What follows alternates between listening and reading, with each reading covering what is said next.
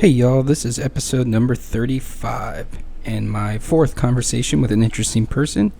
Today I'm talking to Peter Nowak, the founder and CEO of The Donut, which is a news aggregation resource. They put out a daily newsletter, which is pretty awesome. We talked about that. We talked a little bit about politics, a little bit about the state of the world, a little bit about him being a college baseball player for Michigan State University. So really fun conversation, about 2 hours long. So a longer one, but definitely worth it. So appreciate Peter coming out.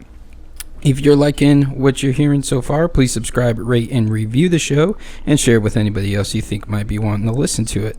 Thank you once again to Bat City TV. If you're in the Austin area and you're looking to have your TV mounted on the wall, your sound system upgraded, or anything to go with your entertainment system, hit up Bat City TV, let them know the Sovereign Individual Podcast sent you, and they will hook you up with a discount. And thank you once again to Flavor Aid for creating the intro music you're about to hear. Their EP, All My Life, is available on Spotify and wherever you listen to music. And check out the other most recent conversation with Joe G of Flavor Aid. So thank you. Go check them out. And please enjoy this conversation with an interesting person.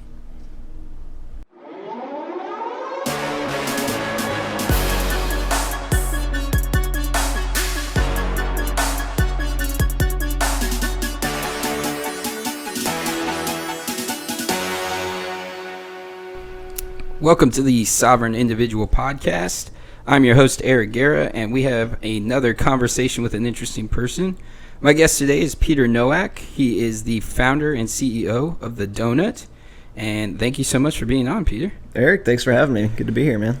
So, just full discretion, this is the second go-around. We got about 10 minutes in, and the software started acting up, so hopefully it'll hold this time, and we won't have to run into any problems, but if it does act up, we'll just roll with it, and there might be some audio dropouts. Yeah, so, man. What kind of operation you running here? very, very low, budget, low technology operation here. I'm kidding, man. This is an awesome space. Thank you. Yeah, I appreciate it. Just doing it in the living room here, but yeah, I guess that's one of the downsides of free software is that you can run into problems like that sometimes, but you get what you pay for, right? Yeah, exactly. But anyway, so let's talk about The Donut before we jump into anything else. So tell us a little bit about that and how it came about and everything. Yeah, so this started for me March 2018. The Donut is an acronym, stands for Dose of News Useful Today, and also who doesn't love donuts, right? So in March 2018, I started to get kind of frustrated with the news industry. Like, I'm a news junkie, man. Like, all I do, I wake up, information, because I just love learning. Like, I'm a guy that just loves learning. Yeah. So I'll start this off with a question, actually. Like, what do you think of the current news landscape? It sucks. It's very very frustrating because I feel like I have to put in a lot of work in order to parse through and find out where the actual truth is. You know, I have to read multiple different sources, kind of find where the truth is somewhere in the weeds of everything, and then make my own determination. There's not just an easy place to go and find that information. I don't have a single news source that I can go to, and honestly, most of the best news I get comes from like Twitter and independent journalists on Twitter, like a Tim Pool or guys like that. So that's that's how I feel about the state of the news right now. Yeah.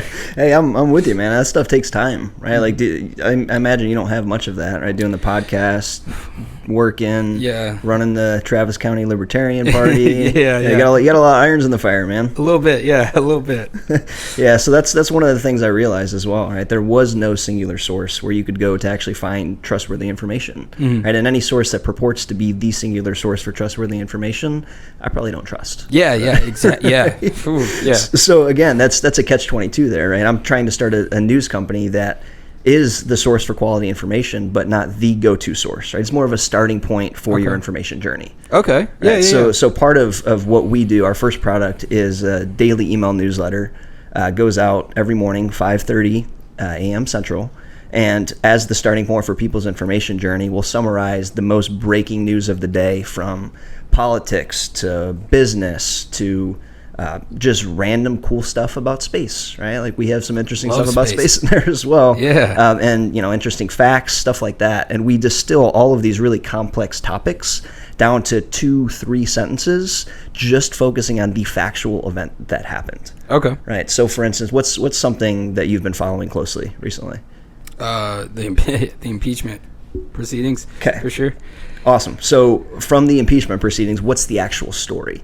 Right. It's not what people are saying about it. Oh yeah, because both sides. Like as soon as the transcript came out, I was like, okay, and I read it, and I read it from like, I don't care. I think he should be impeached for war crimes, but that's a whole different story. that's my libertarian coming out. So I'm reading it from the point of like, I don't care what happens to this guy. And as I'm reading it, I go, people are going to see exactly what they want to see when they're reading this. Exactly. And they're not going to change their minds at all, whatever side they're on. Right, and that is the challenge. Right? But so going back to what the actual story is, right? There was the whistleblower complaint. Mm-hmm. And then after the whistleblower complaint, so on, there's a chain of events that actually occurred. That is what's newsworthy, right? It's not somebody's opinion on whether he should be impeached or not. Yeah. Right? That's not for us to decide as a news organization. We're here to provide you with information. I don't care what you think about it. You make up your own mind. That's the whole point. Yeah. Right? And a lot of the times what you'll see in the landscape now is they're giving you the event and then telling you what you should think about it. Yeah. Yeah, for sure. Absolutely. And like how it came out today where it was, I'm reading and the whistleblower is a CIA agent. I go, of course he was. Of course he was. It's a libertarian in you, man. Yeah, and that's only going to add fuel to the fire of those who support Trump and are against the impeachment, of like the whole idea of like the deep state working against him, which may or may not be true. There's definitely a deep state. It's not like this Illuminati type thing, but it's just bureaucrats that have been in their positions forever that want the government to go a certain way. Yep, and those same people will probably point to the Lisa Page, Peter Strzok as well too, the FBI. Yeah, exactly. So it's like, again, with this whole, the impeachment thing, I'm just like, you're going to see what you want to see. I don't know. It's weird to me that like, this is what they're going after him for. Again, like I was saying, like we got a genocide that we're, basically a third party proxy of in Yemen that's going on right now. We're sending troops to go defend Saudi oil fields because those are somehow those being attacked or an attack on the United States. It's weird, but you can't go against the warfare state, so of course they're not going to try to impeach him over that kind of stuff. So it's just kind of interesting and frustrating all at the same time as a libertarian. Hey man, I hear you, right? So that's one of the things that I realized too when we were starting the company is that misinformation is completely rampant. Right? Oh yeah. And I would even go on a limb to say that it contributes to the lack of civil, rational discussion that we're actually having in the country. I think so. Because what the discussions focus more on the people themselves as opposed to the issues. Right? And what we're trying to do is surface the issues, help people educate themselves on those issues. Again, not telling you what to think, just providing a central place to start your information journey, so you can make up your mind on issues, which can better inform you as a citizen and a person. That's awesome. So okay. Well, yeah, because I subscribe. I haven't had a chance to read today's. I'm sure there was stuff about the impeachment process in today's newsletter. So it's like so you provide multiple different news stories. Again, you talk about all kinds of cool stuff, but again, like big news stories of the day, and y'all put like opinions in there too, right? Yeah, so we have to actually touch upon that. So this morning's, you should read it. It's the one on the impeachment inquiry. Mm-hmm. Yeah, I will for sure. Yeah, so we have a section within the newsletter. It's called Dose of Discussion. So we'll take a trending topic, like a hot button topic, like the impeachment inquiry, and summarize it in a factual, contextual way. Again, focusing on the actual events that happened, giving you a sequence of those, providing the base level of information, linking to source documents, so like the transcript of the call, the actual whistleblower complaint that was, I think it was released today, was it? Yeah, so that'll be linked in tomorrow's. But in addition to that, we provide opinion pieces, and we use a third-party scoring system powered by a company called Media Bias Fact Check. It's like the most comprehensive media bias resource available, and they'll score publications from left all the way to right. Right? So it'll be left center, neutral, right center, and right. So what we do after summarizing this hot button event, this hot button topic, is we'll provide opinions from the left an opinion from left center, an opinion from right center, an opinion from the right, just so you get that full spectrum 360-degree view of not only what's going on, but what people are saying about that, their interpretations of what's going on. To your point about people reading the actual transcript, right? And then inputting their own, like, here are my thoughts into this actual source document. So we link to that as well too. Because that was the thing too, is like you're reading it and it's like, okay, I'm reading the transcript, and to me it's just like, this just seems like a conversation I could imagine Trump having. He's kind of scatterbrained. He just says whatever immediately comes into his mind, comes out of his mouth. It's the way his entire presidency has gone. So it doesn't seem crazy to me that he's like jumping from all these points. But like there's, I've seen people on the left saying, there's this implicit kind of quid pro quo in his speech, and I was like, I went back and read it. I was like, if you were looking for that, I could see where you would view it that way.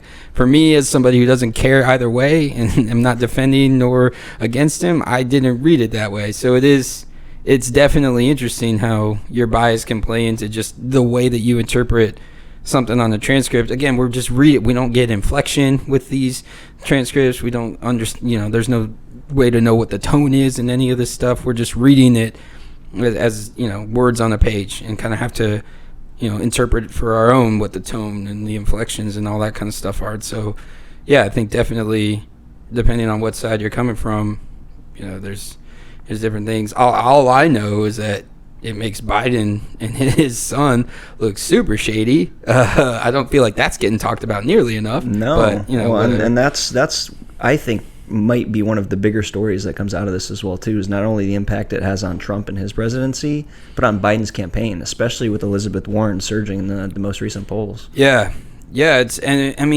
kind of almost seems, this might be getting a little too tinfoil hat conspiracy theory, but it almost seems, because there seemed to be this adversity to starting an impeachment from Pelosi, and now all of a sudden this is what they got. Like it just, as soon as I heard it, I was like, this is just a weird thing to go after him for.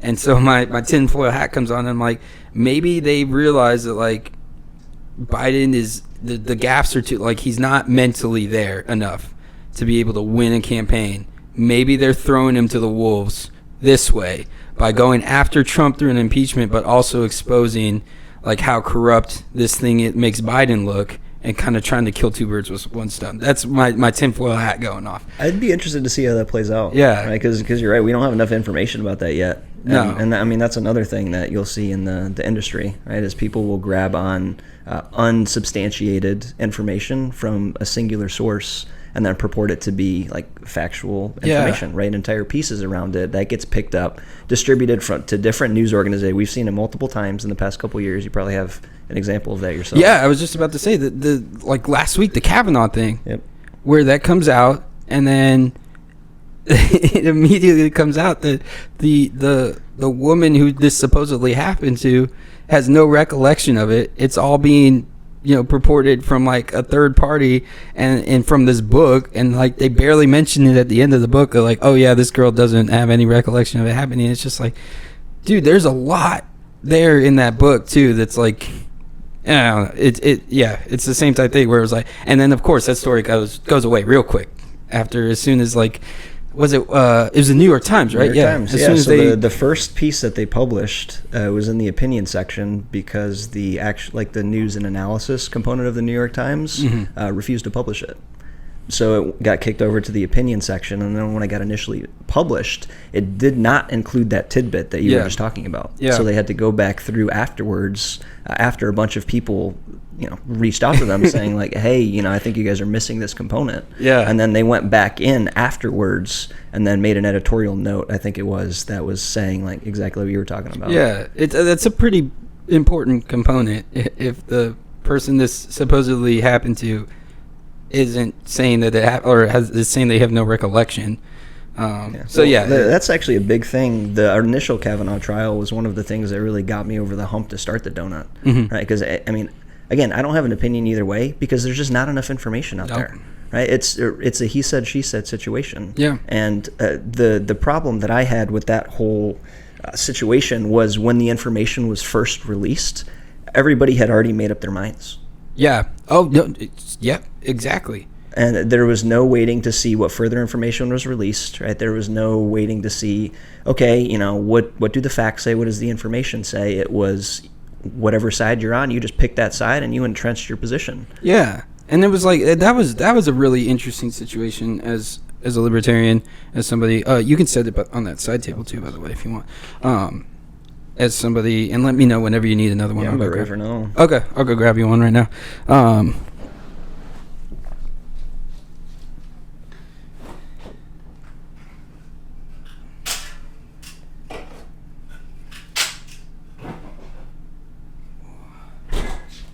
Big fan of these Pearl Snaps, man. Thank you. Oh, great. Was it Austin Beer Works? Oh, Yeah. My favorite of theirs is the Peacemaker, but I like these a lot too. I just tried the Fire Eagle for the first time. Oh, that's a really good one too. Fan. It's a really good IPA. I'm not a huge fan of IPAs, but that's a really solid one. But yeah, that was what was interesting going through that Kavanaugh hearing as somebody who's doesn't have a side in the fight. Yeah. As a libertarian, and libertarians tend to just, not like anybody involved in politics. So it was just, I go there as I was at work and I listened to the entire 7 hours of her testimony and then of his testimony. And I got to the end, I was just like, dude, I don't think either one of them are lying. I think something definitely happened to her. I can't say for sure that it was Kavanaugh that did it. And I don't think that it was just one of those things where it's like, this is strictly, who knows? We don't know. Nobody knows. Literally nobody knows except for those two, and maybe those two don't even know. Yeah. It's it's just one of those things where it's like there's no way to corroborate anything, and I'm like, I'm sitting here and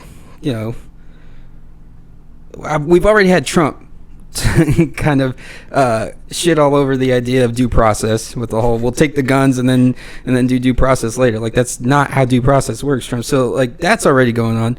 We don't need it continuing to go on and other things where there's not, like, you can't this whole idea of like, you cannot be, if there's no corroborating evidence, if there's no way to prove guilt. That's the basis of our justice system, is you're innocent until proven guilty. And if you can't prove guilt, then you are considered innocent in the eyes of the law. And so it shouldn't matter if it's not a criminal proceeding, if it's just the court of public opinion or whatever. It's the same type thing. Like, show me the facts. Show your work. If it's there, then I will side with you and believe you. But in this case, I got shown all the work, and I can't say one way or another. So yeah, it was very interesting to be, because I had people, friends and family on both sides of the issue, and very strongly on both sides of the issue. And I'm just like, dude, it's just this. What made me more upset than anything, listening to that, and obviously this is a woman who's been through some pain, and he is obviously going through some pain, very frustrated and angry with the situation that's going on. I couldn't imagine if being accused of something like that and I hadn't done it, as he purports to be, then I can't imagine what that would be like. And so for me, I was just like, dude, this is just gross that this kind of spectacle is being made this like public thing, and it could have been done behind closed doors. But, like, the Democrats held this until, and the Republicans would have done the exact same thing. So this isn't like And that's another thing that again frustrates me, right? Is when people are entrenched in whatever side that they're on, mm-hmm. right? Be it Republican, Democrat, whatever, fail to see a lot of the times that whatever they're accusing the other side of, most of the time they're doing it as well. Right? Yeah. Or their side, right? Not them specifically. Yeah. Right? And that again is what we were talking about. I think off air. I can't remember if we touched upon it on this recording of the podcast, but just the fact that one side will say that the world is ending, right? Everything's terrible, everything's brutal, and then the other side says, there's everything's going great, nothing needs to be changed. The truth isn't on either of those sides; it's somewhere in the middle. Yeah, right? And that's the beauty of, I think, the system that we have set up right now is that push and pull. And I think we're losing a lot of that push and pull, just again due to the lack of that rational civil discourse that's centered more on the actual events, the facts, the issues, as opposed to actual personal flaws, because everybody's flawed. I'm flawed. Yeah. Right? Yeah. I mean, it is. It's there's the doom and gloom for sure. Especially, it's rampant in the media and in news sources to where you'd think every day the sky's falling. Whereas you look at gun violence is at an all-time low. Extreme poverty is close to being eliminated. They're saying 2030 to 2035 if it stays on the trend that it's on right now.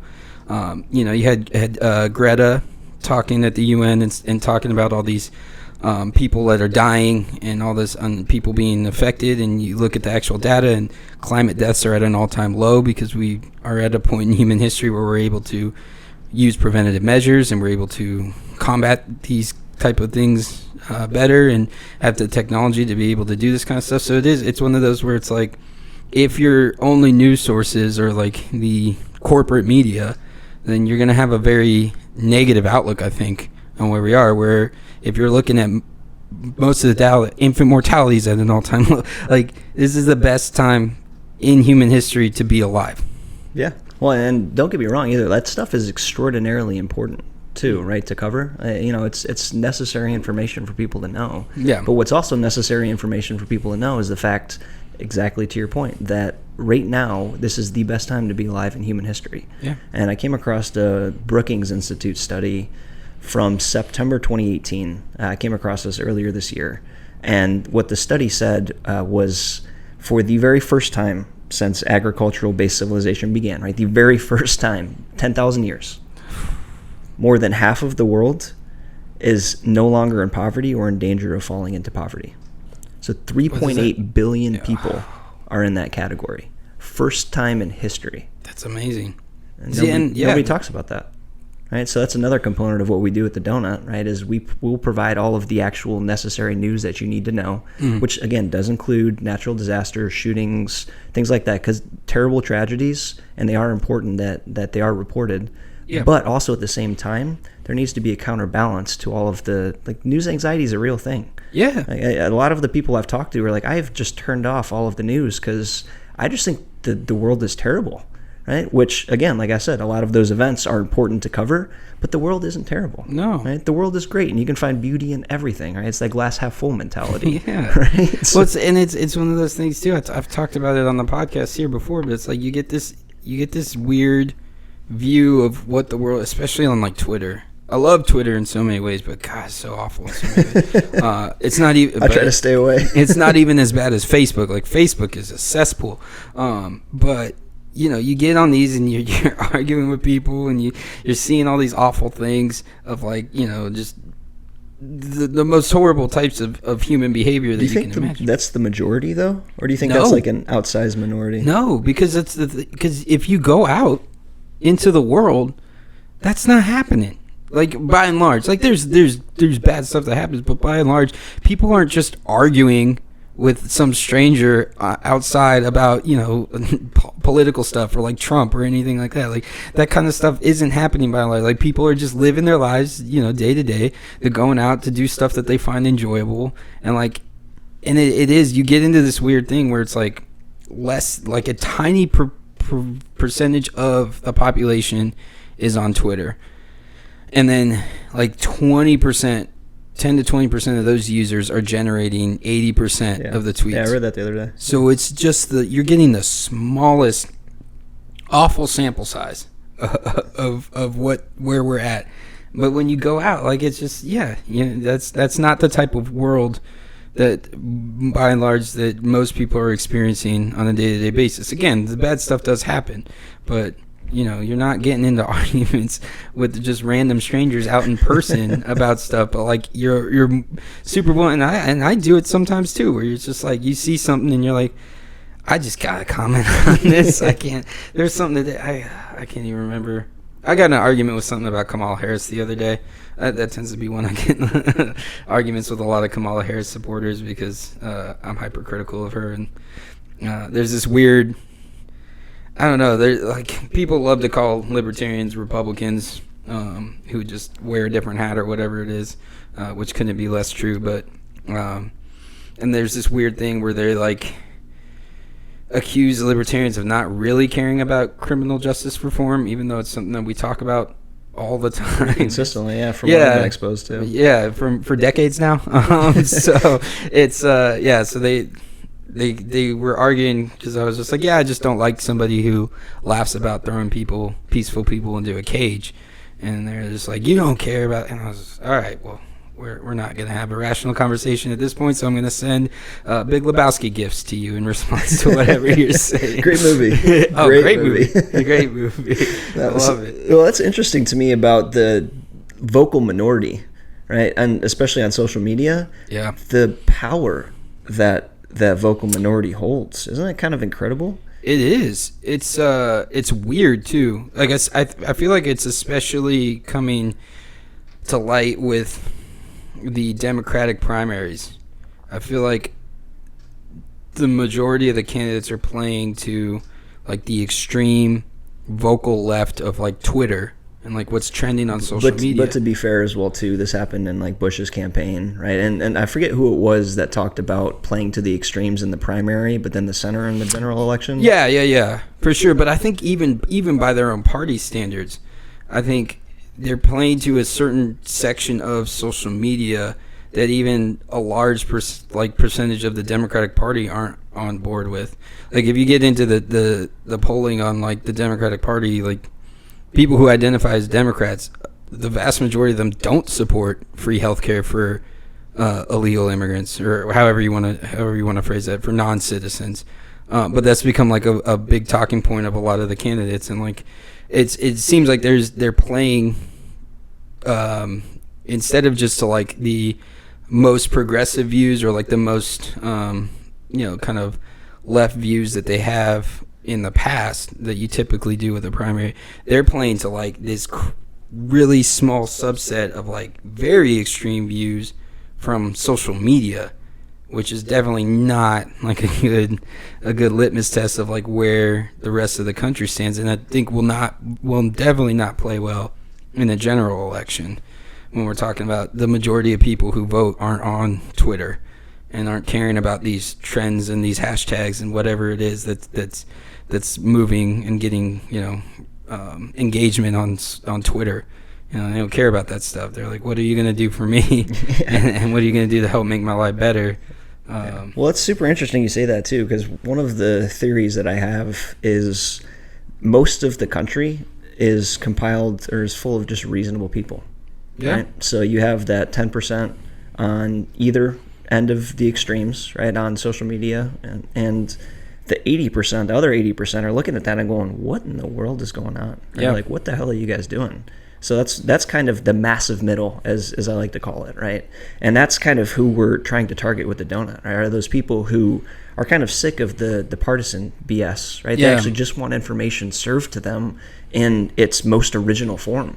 Right? Let them figure out, like, let me figure out what I believe, right? Let me figure out what I think about what's going on. Don't tell me. Yeah. Right? Who are you to tell me what to think? Right? Yeah, exactly. And I think it was, I think we did ourselves a great disservice as a country saying the whole don't talk about religion or politics. And we had an entire generation brought up that way. And now we don't know how to talk to each other about politics. Well, it wasn't just religion or politics, right? Like I would even put mental health in that as well too. Oh, Just swept under the rug, right? Yeah. Just a lot of taboo subjects. Yeah. Just weren't talked about at all. They were just buried, right? Yep. And that was what society was like. It's like you just don't talk about that stuff. That's a great point too. Now people, we have an entire generation that doesn't know how to talk about where they're feeling mental health wise. And like you had this whole like generation of like the boomers, I guess, are probably the easiest one to say, where it would have been like scandalous to be seeing a therapist. Mm-hmm. And it's just It's like, Timmy from down the block, right? Yeah. He's seeing a therapist, right? and like, the little whisper. Yeah.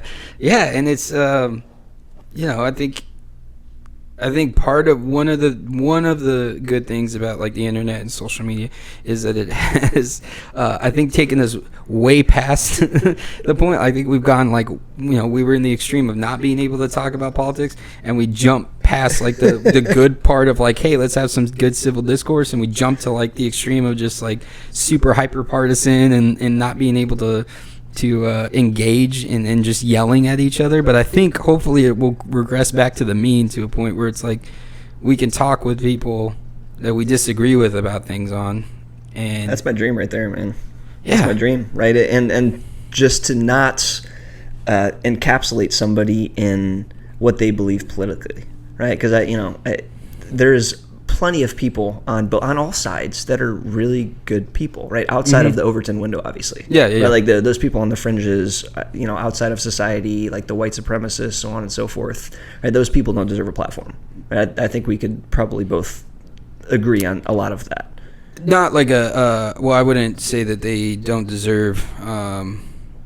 There shouldn't be government action to silence them. Right, but I'm talking from a societal perspective. Yeah. Right, like I want to know who those people are, so I right. can, not patron their businesses, or not hire them if I'm in a point where I'm hired. Like I want them to be able to speak freely, so I can use market principles to like, hey, what you believe in is awful, and so I'm not gonna buy anything that you sell, and I'm not gonna allow you to work for me. And so like, yeah, that's for me. That's what I mean when I say that they, should have a platform in that regard, is that I want to know who these people are. Yeah, but I guess easiest way to put this, they have a hateful ideology that is one that I don't support. Absolutely, yeah, right? Yeah. So totally. Outside of that, right? Like let's take a traditional Republican and a traditional Democrat.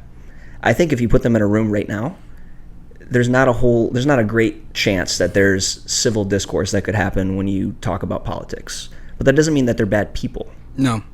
Right? They're probably great people. I'm a huge believer in humanity, right? In the power of humanity, and obviously because we do positive news in every single newsletter. Yeah, it's great. Like that's one of our pillars is relentless positivity. Yeah. So everybody in it has great qualities, and looking beyond what somebody believes politically to say like, just because you support this issue, right, doesn't mean you're a terrible human being. Yeah, right? That's part of my dream, right? Is to try and bring the country together instead of driving it apart, which I feel like there's so many different things that do that now. Yeah, I think that is also one of the great things about the internet is, Reagan had that quote where he was talking about if just, I can't remember even the names that he used, but like if Joe and Kathy from America sat down to have dinner with like Boris and Natasha from Russia, they wouldn't be talking about geopolitical stuff. They'd probably talk about like, oh, these are our kids. This is what our kids do. This is what I do. Like just talking to each other as humans. Just people talking to people, man. And I think the internet has allowed us to see, like, you get like these videos on Twitter of like people doing funny stuff in like somewhere in the Middle East, and you just realize like, yeah, we were brought up in a generation post 9/11 where we were thinking like everybody in that part of the world wanted to kill you for being an American, and now you grow up and one, you realize first of all it's not true, and second of all, they're you see these videos, you're like, yeah, they're just humans like us. Like they have friends, they enjoy hanging out, they enjoy like pranking each other or whatever it is. Like you just see like we're way more alike in so many ways than we are different. And there are differences, and there's different people experience life in different ways, and then there's all these different things, but there's still that like you were saying, like that overarching humanity I think is far more prevalent than I think we give it credit for. Yeah, well, and a lot of those differences, they should be celebrated, right? Like, yeah, I meet somebody from a different culture. What is the first thing I'm asking? I'm like, tell me everything. Yeah, right? Like yeah. I want to know who you are. I want to learn everything about what you're doing, where you're from, who you are. Yeah, right? Because it's beautiful. Right? Yeah, it's awesome. It's absolutely beautiful to just learn about different people and different cultures, and like what people believe, and who they are, what shaped them as a person. Because that's the only way you can get better yourself. Yeah, right. Because I'm in a state of, or I try to be. Right? I fail at this a lot, as we all fail at different things. Right? Just continual improvement. Okay. Like that old adage is like 1% better each day. Right? Yeah. So just trying to improve myself in some way, shape, or form. It could be my perspective, worldview, learn an interesting fact, whatever that is. And I try to look at every person can teach you something incredible. Right? Yeah. And one of my favorite quotes, I forget who said this, but the quote essentially is saying, if you're not interested when you're talking to somebody, you're asking the wrong questions. That's a really good one. Right? Because everybody has something, like any sort of passion somebody has. If you dig into that passion, whether it be like model trains, be it, making cups, whatever it is, rock climbing, whatever it is, there's something that can be learned from everybody that you can apply to what you're doing. Yeah. No, and that's why, like, obviously just based on the type of individual I am, what my interests are, people know that I'm politically engaged. People know that you are? Yeah, a little bit. Just a little bit. People recognize that I hold what would be considered an extreme view of the world, of where government's role is. Or extreme to who, though? I would say most people. I'd say most people view anarchism as an extreme view. All right, there we go. I would say it's an anarcho-capitalist, but most people don't know that right off the bat. So I think anarchism is the easier way to just kind of generalize it. But yeah, like people like to engage with me in conversation. I like to think that I'm a easy person to have a conversation with, even if it's politically charged. And even man, this has been like pulling teeth. Yeah, right. But that's one of the things that I always want to do is, whenever we're talking about an issue or something, I like to probe and ask questions, because I know where my philosophy comes from that has shaped the way that I feel about an issue. And we're in disagreement on something, but I want to know the philosophy behind, because even if we don't agree, I at least want to, I think at the same. For most things, we're probably wanting the same thing. We just come at it from different philosophies and therefore see a different manner in which to get there. Yep. But we probably want the same thing. Yeah. And I think that's a pretty common thing as well, too. Right. And so having those types of conversations, does somebody ever say something that makes you question your perspective or worldview? Not often. I'm pretty stubborn and in a lot of ways, which can be difficult. I know my girlfriend and I'll butt heads sometimes about that kind of stuff. But also, it's just, at least from my perspective, I know that there may be times where the answer that I give isn't necessarily satisfactory to the person.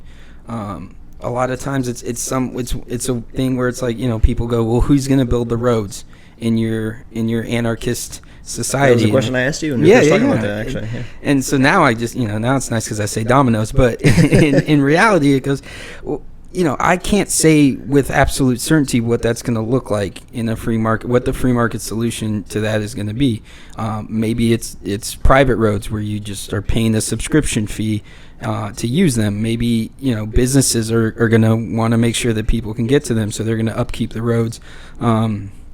Whatever it may be. So a lot of times it's not necessarily satisfactory answer, but I'm confident enough in where, because for me it's what do you trust, and for me the trust is never going to be in the government. So even if somebody's bringing up valid points and valid critiques of my belief, it kind of comes down to I would still trust an open and free market to solve this problem over the government. So there's times I think the better thing that happens is people will teach me how to better present or better argue my points. They won't necessarily get me to question my points, but they will get me to realize I need to speak to them better, or that I need to use a different approach when talking about a specific subject.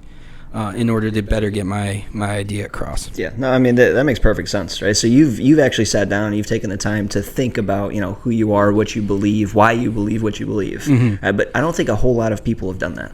Right? So like me personally, right? I have my own beliefs, right? I can't really talk about them a lot, just given again what we're doing. Right? Yeah, but again, I'm a human being. I'm an individual. I have my own beliefs. So what I typically find super fascinating is to talk to people who disagree with me.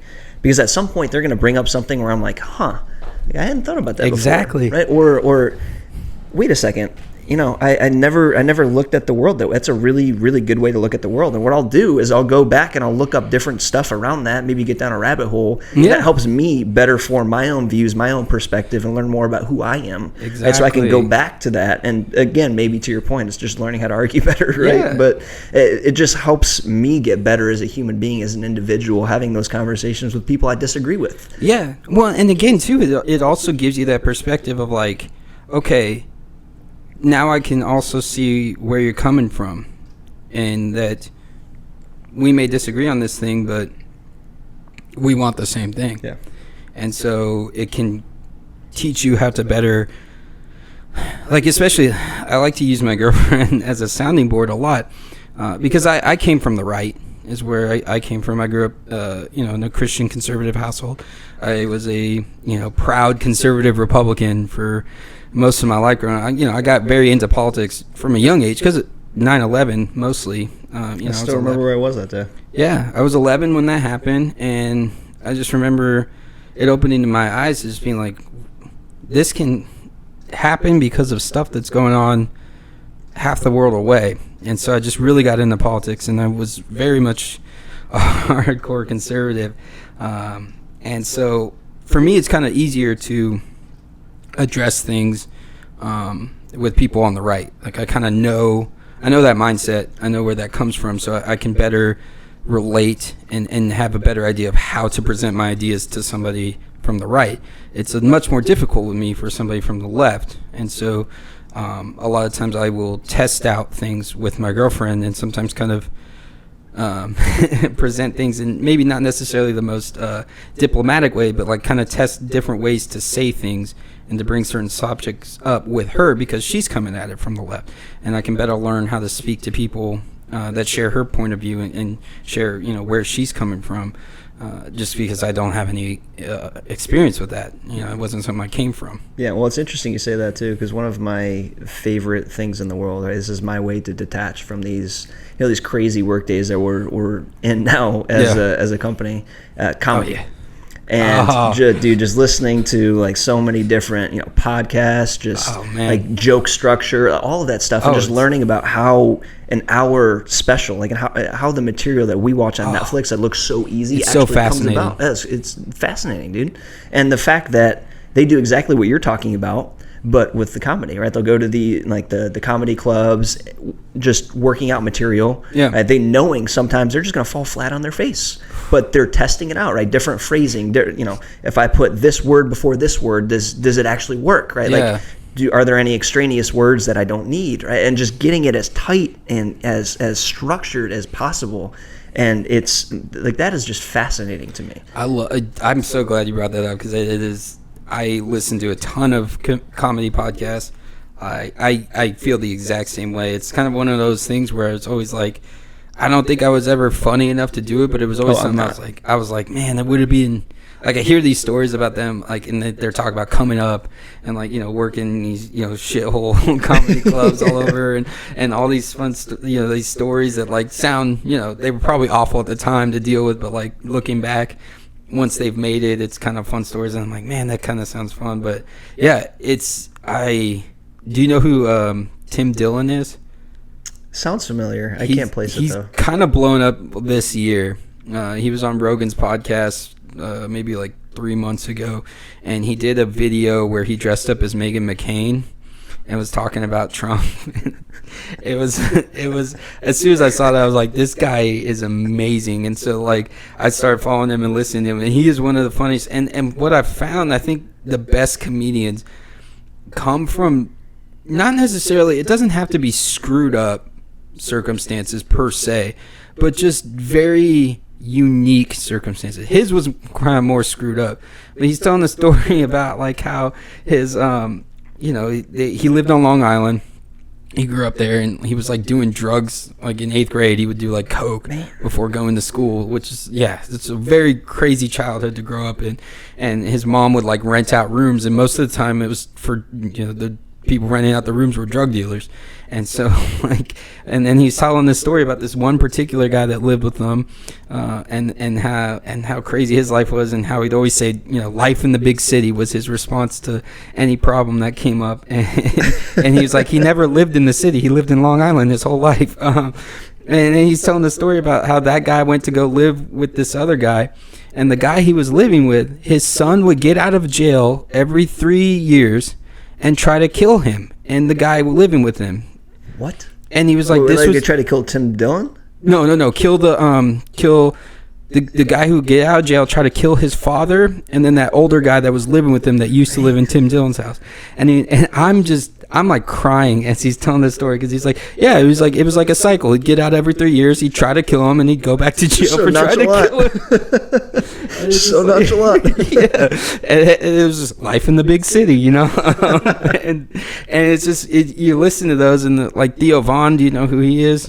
He grew up in like Louisiana, so he's got all these crazy stories. Theo Von, yeah. For whatever reason, I didn't register in my head. Yeah, I'm a huge fan. I love Theo. Yeah, you should check out Tim Dillon too. He's great. But yeah, I think that is like, there's always, at least with the funniest ones and the ones that I connect with the most, there just seems to be like unique circumstances that they came up with. Like who's your favorite one? Man, right now is probably Tim Dillon, just because his podcast. Like I've had to be careful listening to it at work, because I will like start crying from laughing so hard at some of these stories that he like, tells. Hey, what the hell's Eric doing over there? Yeah, exactly. He's crying again. Is he okay? And I love Tom Segura as well. I guess his story isn't too crazy, but he had. But we don't know that. Well, yeah, that's true too. Yeah, we only get so much of it, and a view into them. I love Joe Rogan too. But yeah, it just seems like they I don't know. Bill Burr? Love Bill Burr. I'm a huge Bill Burr, man. He's great. I haven't gotten a chance to watch his new special yet. Paper Tiger. It's very politically incorrect. That's what I love about him. Mildly, right? That's what I love. But that's also what's interesting to me is now you see a lot of comedians coming out as kind of a mouthpiece against the so-called the outrage culture, right? Like the Dave Chappelle special very recently. Yeah, right. That got a lot of flack. Bill Burr, the Paper Tiger, also got a lot of flack. Yeah, and it's super interesting to me just to watch again the comedy. It's like a societal commentary, right? And it's stuff that everybody knows to be true. And that's why it's funny, right? Because it's relatable a lot of the time, right? But I don't know. That's just super interesting to me. And it's fascinating to me too that like these guys, Bill Burr, Joe Rogan, Dave Chappelle, who have kind of like taken up this mantle of like, hey, this PC cancel culture is crazy, and I'm not gonna play into it. They're also like leftists. Like they all define themselves as liberal. Yeah. And yet when you're reading Vice or Vox or whoever's writing this article about them, they're describing them as like conservative. It's like, dude, have you listened to them talk? Have you done any sort of research into this individual? Because if you did the smallest amount, you'd find that all of them define themselves as liberals. And it's not just like they define themselves that way. Like their views are liberal when you listen to them and you hear them speak and you hear them talk about issues. Well, it's like a Dave Rubin, right? You see the exact same thing, right? So, and that was another thing that got me really frustrated with the whole industry is the misrepresentation of what people are saying. Oh my God. So I would so read, bad with him. Yeah, I would read an article like in an opinion piece about Dave Rubin, right? And talking about how he's alt-right and so on and so forth, right? And then I'll go and actually listen again, go back to the actual source, because I want to make up my own mind on what's going on. I go back to the source and I'm going, that's not what he said. No, that's not what he meant at all, right? No. And what fails to happen is what you were talking about earlier. We have the transcript. Yeah. We don't have inflection. Yep. Right? We also don't have context. Yep. Right. So a lot of things are taken out of context. Yeah. And then spun and misrepresented just to I don't know. It's like a hit piece. Yep. Right. And that was another thing that really frustrated me because it's disingenuous. So disingenuous. It was Dave was at YALCON recently here in Austin. That's Young Americans for Liberty. And he just had a sit down with Cliff Maloney, who's the head of YAL, and they just had a back and forth conversation, and it was one of those, it was mix-up where Dave was the one being interviewed, which was pretty cool to see. And it was a great conversation. And at one point, Dave's like, "Yeah, I have people characterize me as homophobic." And he goes, and that he's like, that would be news to my husband. Right. I'm a happily married gay man. I'm definitely not homophobic. And so it is.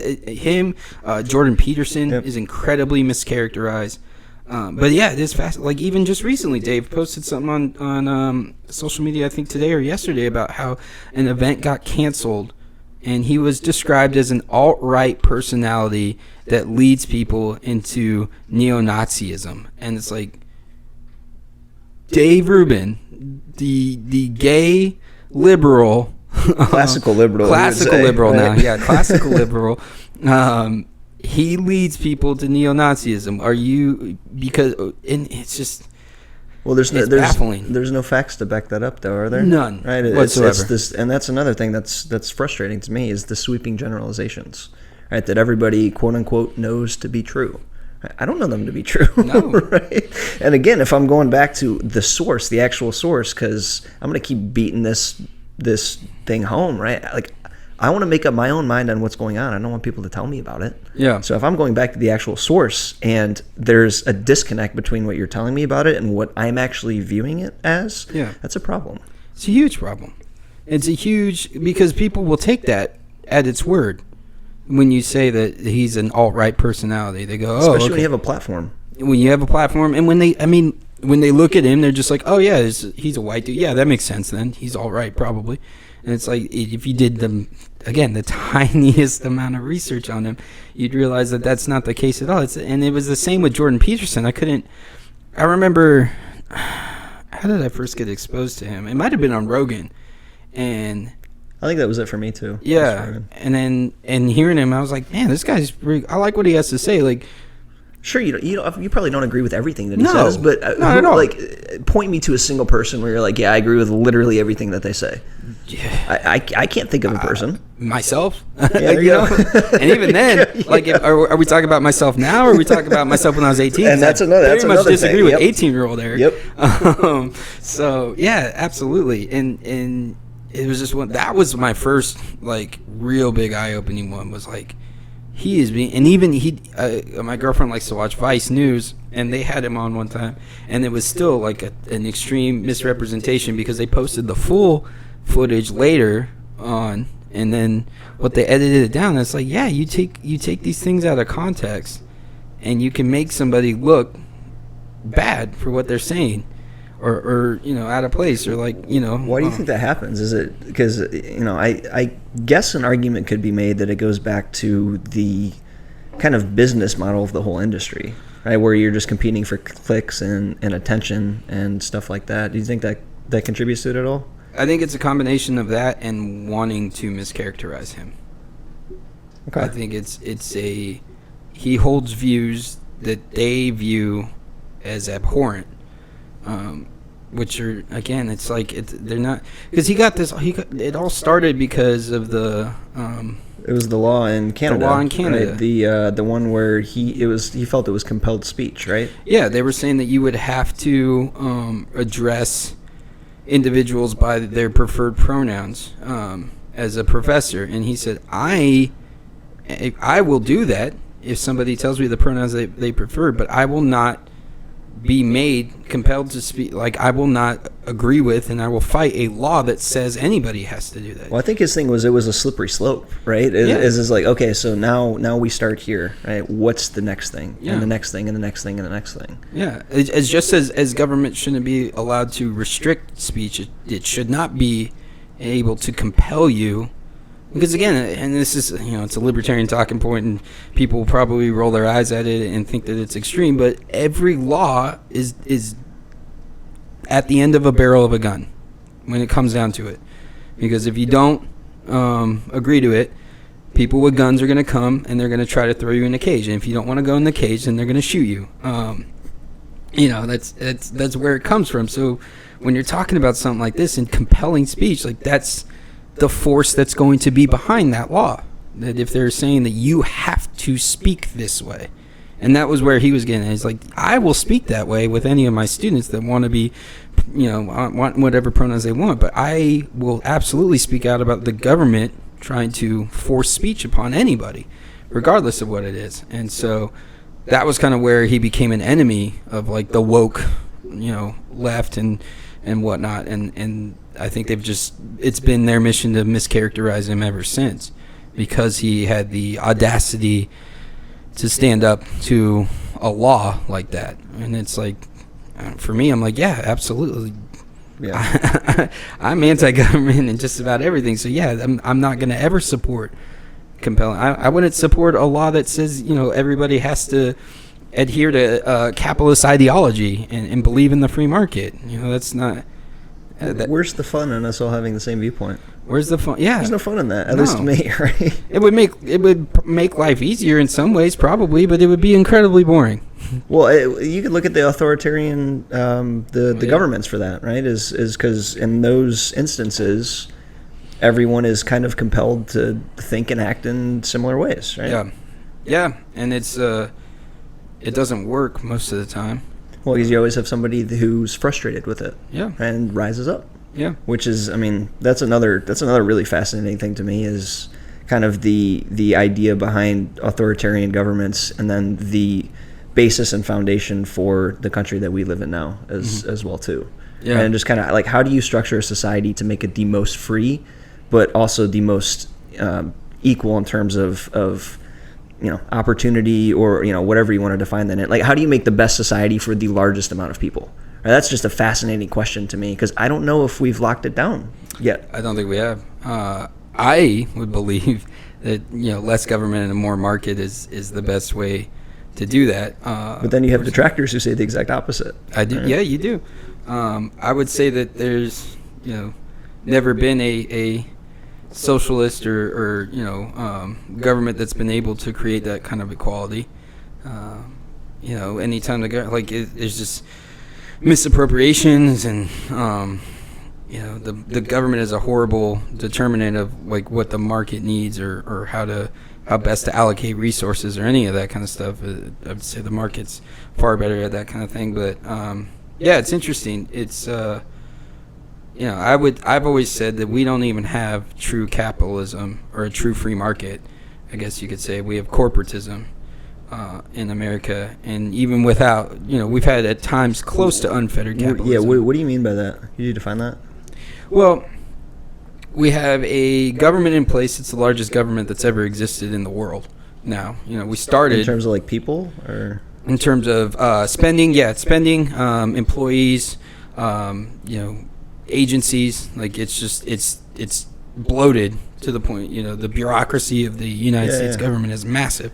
We have the largest military that's ever existed, and we spend more on it than the next, whatever, I think it's 26 countries combined. Yeah, something like that. We have a $4 trillion budget, $1 trillion deficit, all this kind of stuff. Where we started was the smallest government that's ever existed. But now we have this point where we have this government that's so large, that has such this influence, that corporatism exists to the point where, like, corporations know that they can lobby to get stuff done. Like, whenever you're talking about regulation, the regulations are written by the largest corporations in that sector. Because they have an incentive to drown out the competition. Exactly. Right? Yeah. Exactly. So it's this. So we don't even have like a true free market in a lot of ways. And there's certain markets that are relatively free. And excuse me, those tend to be the ones that do the best. Those are the ones that have gotten cheaper over the years. There's this funny tweet that Bloomberg put out, and it was like, these three sectors have drastically increased in prices, and these three haven't, and it's baffling economists. So can I guess what one of those is? Yeah. Go ahead. Is one of them healthcare? Yep. Can you guess another one? Energy? No. Which it probably was, but it just wasn't one of the ones included. Only thing coming to mind right now is healthcare. Healthcare. It was education. That makes sense. And it was what was the other one? Now I'm blanking on the other one. And the three that had gotten less expensive were automobiles, televisions, and cell phones.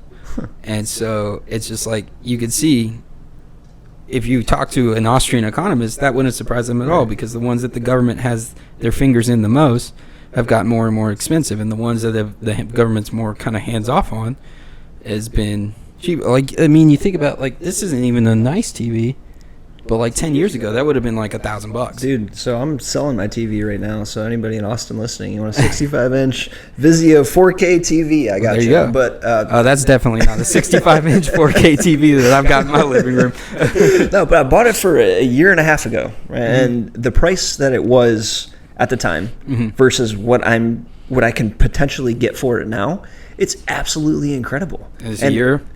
Yeah, it's what did you say? It's a year old? It's a year and a half old. Year and a half old. And the depreciation aspect of that, and the same thing with cars, yep. Right? Like, what is that saying? You drive a car off the lot, it depreciates, 30%? Something crazy like that? Yeah. Just because of that pace of innovation there is incredible. Yeah.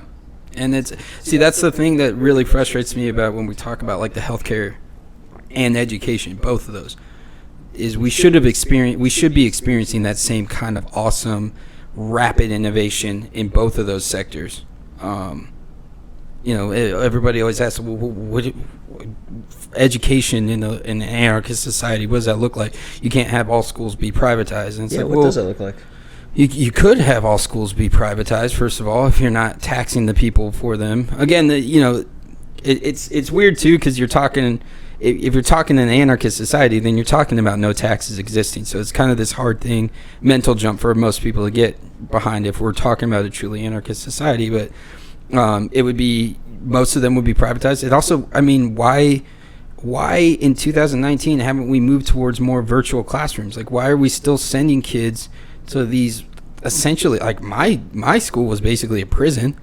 Dude, I hated school. Don't get me started on that. Like, forced learning, I hate forced learning. So I want to learn about what I want to learn about. Exactly. So why haven't we moved? Why are we still on this, like, factory worker creating system of education where it's like you need to learn how to be in a single spot for 9 hours a day, and that's because that's what your life's going to be, and we're not fostering creativity, and we're not fostering pursuits and what interests kids. It's like we're going to shove these things down your throat because some bureaucrats in Washington decided this is what you need to know, and you need to score this much on a standardized test so that our school doesn't lose funding. Like, we haven't innovated in education at all in decades. And it's the same with healthcare. There's no, why should I not be able to go, if I need stitches, why shouldn't I be able to go to Stitches R Us and they say, oh, you need 7, that's going to be $50. Why do I have to go to a doctor or a hospital and then they're like, oh, well, we don't really know how much it's going to be? Yeah, that's what I was going to say, right? You can't be like, oh, I need an x-ray, how much is that going to cost? Yeah. They're like, well, what kind of insurance do you? And that's an interesting thing too. I listened to this guy, Dave Smith. He's a libertarian, anarcho-capitalist, and he has a podcast. And so he had a baby recently, and there was like one appointment that he and his wife went to where there was like a lapse in coverage of their health insurance, and he's like, I'd forgotten about it, and he's like, and we get this bill in the mail. And he's like, I called him, and he's like, oh, I'm so sorry, this just slipped my mind. He's like, there's a lapse in coverage. I don't want to deal with trying to figure out if one of the insurance people will cover. He's like, I'll just pay it myself. They're like, oh, okay, well, 80% discount then. Because insurance isn't involved. What? Yeah. And it's like, that's a huge part of the racket, too. You've got the FDA to where you don't have a free market for drugs that are being created. You had the government banning marijuana for all these decades when it could have been used as a source of pain relief instead of getting everybody addicted to opiates. And now I'm going to get tin hat again because if you've noticed, there's been an extreme increase in these opioid addictions and deaths since we've been in Afghanistan. And what is their main export? This is cocoa, isn't it? Well, poppies? the opiate fields, yeah. So that's another tin hat thing. but it's one of those things where it's like all these problems have been created by the government and it standing in the way of innovation. And so for me, that's like whenever we're talking about a society without government, I see, the market's going to be creating all these different solutions. There's no reason that health insurance shouldn't be the same as like cell phone plans where you pay for what you want. Like if you need a family plan, you go and get that.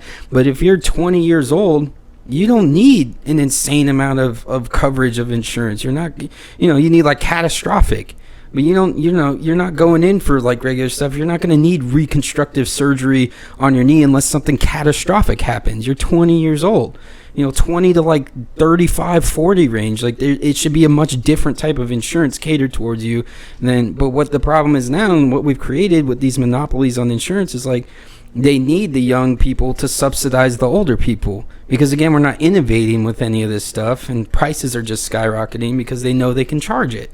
And so, yeah. Well, so what would you say then in that instance, right? Because one of the main things that frustrates me, right, is I'm 100%, and I know you have a solution to this, which is why I'm saying this, right? Okay. But one of the things that just absolutely frustrates me is a focus on the problem with zero solutions. Okay. Right. So you say like, okay, there's this massive problem that we're facing in healthcare, right? In education, in, climate and action, right? Whatever it is. Yeah.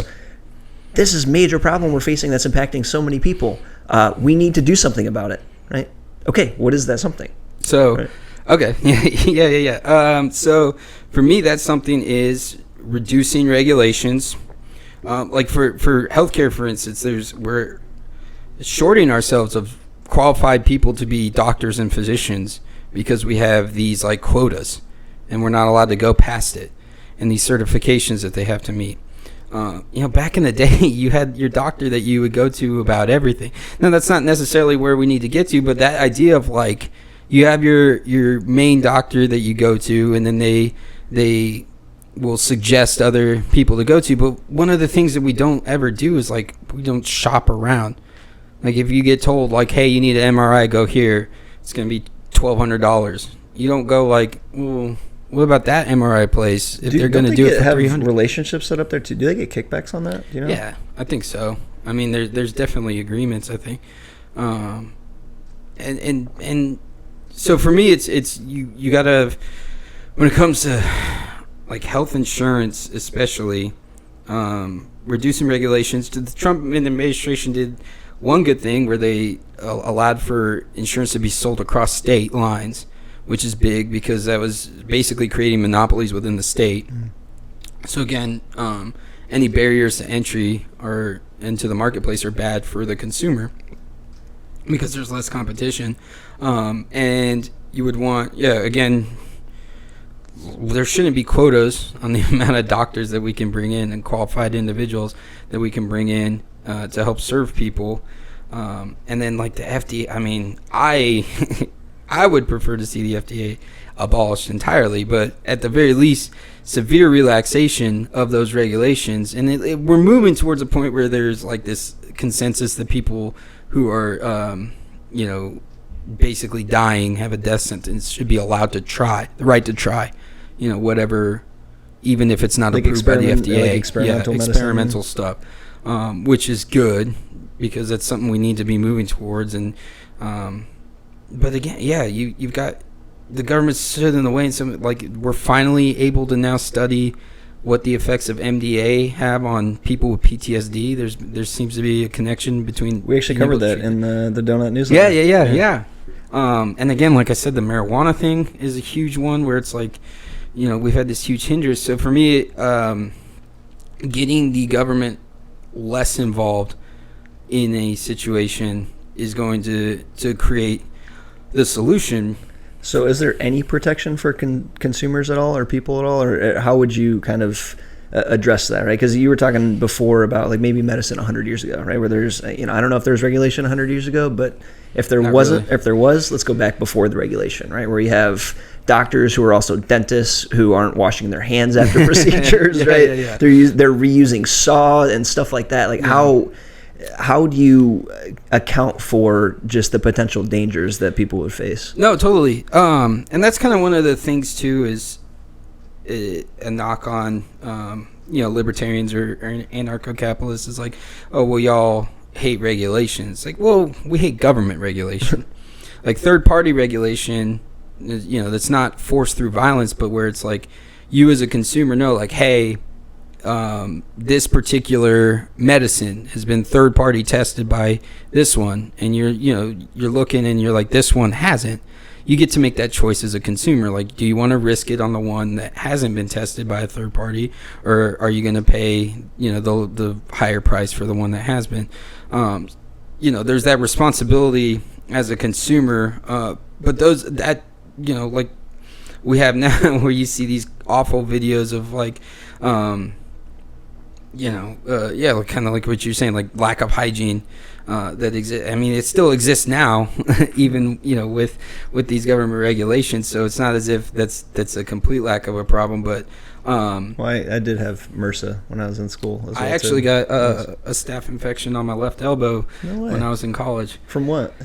I have no idea. Like, I cut it open. I was in ROTC at the time, and like I cut it open on something, and then we were doing workouts like in the dirt, and it just, I don't know. It was bad. Like, I let it go way too long to where there was like a hole in my elbow, and I was like, I think I need to go to the hospital. So you're one of those people that's just like, it'll fix itself. I thought it was a bug bite, like, because it was just this big like lump, and so I was like, a spider bit me or something, and then there's this hole, and so I go to the emergency room. They're like, yeah, you should have come in a while ago. This almost got to your bone, and that would have been, if it metastasizes, dude, you're screwed. Yeah, they're like, you would have been in here for months and fighting this, and like they cleaned it out, and I got on antibiotics, and like I still have a scar on my elbow. Yeah. Oh, dude, I can't move my pinky. Oh man. Did I tell you about this? Oh my God. So when I was in college, so I played baseball at Michigan State. And I wanted to talk to you about that too a little bit. We can 100% get into that. Best 4 years ever. yeah, definitely. But this is my senior year, and I took a ground ball. It's my right pinky for those of you guys. Oh, listening. I can kind of see. Yeah. Yeah, and it just doesn't move. So I took a ground ball off of it. What ended up happening when I took the ground ball off of it was it hit my pinky, and then it separated the bones, right? So the bottom part of the bone that was attached to the finger itself went through the nail bed. So it punctured the nail bed. Ow. Yeah, it was brutal, dude. So I went to the hospital. They cut off, and this is the worst part about this, they cut off my fingernail without any sort of pain, like nothing. Nothing. Like, it still makes me cringe even just talking about it. And so I got stitches in there that ended up getting infected. Right? So I went to the doctor over a couple weeks. They had the doctors Michigan State would refer you to, right? They work almost exclusively with.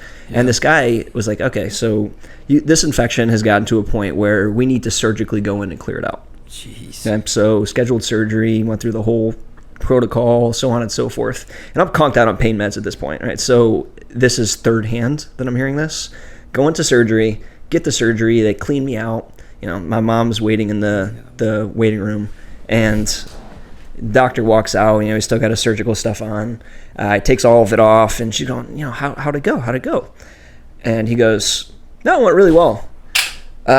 Decided to put in a pin as well too after we cleaned out the infection. So like a metal pin into my finger to set the bone. Okay. My mom going, he's a doctor, he probably knows best, right? She's like, okay, that's cool, everything's all good. So get out of surgery, I get pain meds, like the oxycodone, acetaminophen, all that jazz. That can be another thing that we talk about there. But a few days later, I'm staying up 23 hours straight. Like, I am crying in my bed 23 hours in pain. Yeah, because my finger would not stop throbbing. It would not stop hurting. Worst pain I have ever endured. Right, like I was popping those things like candy, which is bad. It's bad. Yeah. So weekly, I'm just like those real quick. Right, and I got that's part of the we'll get there. So I ended up having my girlfriend at the time drive me to the hospital. Again, I'm bawling my eyes out this whole time, dude. Just bawling my eyes out. So much pain. And what ended up happening is I had a MRSA infection and a 35% chance of death. So the one thing I remember about being in the hospital, again, I'm conked out on painkillers, opioids, and a little aside here, I completely understand how somebody can get addicted to those. Completely understand it. So are you familiar with Dilaudid? Mm-mm. So it's fentanyl. Oh yeah. Okay, so Dilaudid and fentanyl very similar. Okay. The studies, the medical industry says that they're 10 times as addictive as heroin.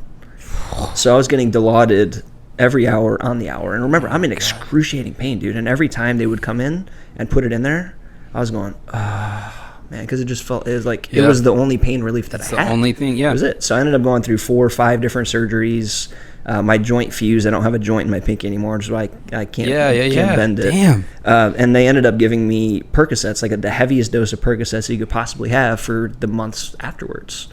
Ended up getting, kind of hooked on those. Yeah. And so I had 10 left in my prescription, and I remember thinking, I'm going, I don't ever want to have something outside. Like, I don't want to ever be dependent on somebody else or something else to live a good life. Yeah. So I had 10 of them left. I called my my coach at the time, and was like, hey, you're not going to see me for a couple weeks. I'm going to go detox.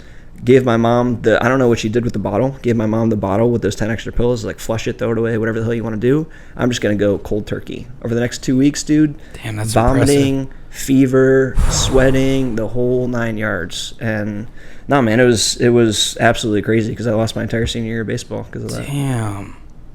Wow. And you can, that was... Still can't move my pinky. Man, ripping your fingernail off. Because even... They, injected the site around my elbow before they cleaned it out with something. And, it didn't fully work. I could feel them inside my elbow. Cleaning it out. And so I can only imagine, that was with some painkiller. I can only imagine ripping off your fingernail. Oh, my God. That's what they do in James Bond movies as torture. That's insane. Well, they didn't rip it out. They cut it out with scissors. So it was a slower process. Oh. I think I would have been just fucking rip it out. That's wow. Oh, the doctor was there trying to make jokes. So I still remember that. The doctor was there trying to make jokes, and my trainer was there too. My trainer's like, just shut up. Just shut up. Just get him through this as quickly as possible. Damn. So you lost your whole senior season? Yeah, and the year before that, I had shoulder surgery, so I lost that one too. Damn. That's a bummer. Well, okay. I was a below-average college baseball player, though. Let's just get that out there. Not like it mattered that much. You're a college athlete at a big-time school. That's nothing to below average at Michigan State is still better than 98% of the population. I would imagine. You said it, not me. Okay, all right, fair enough. That's awesome though. So okay.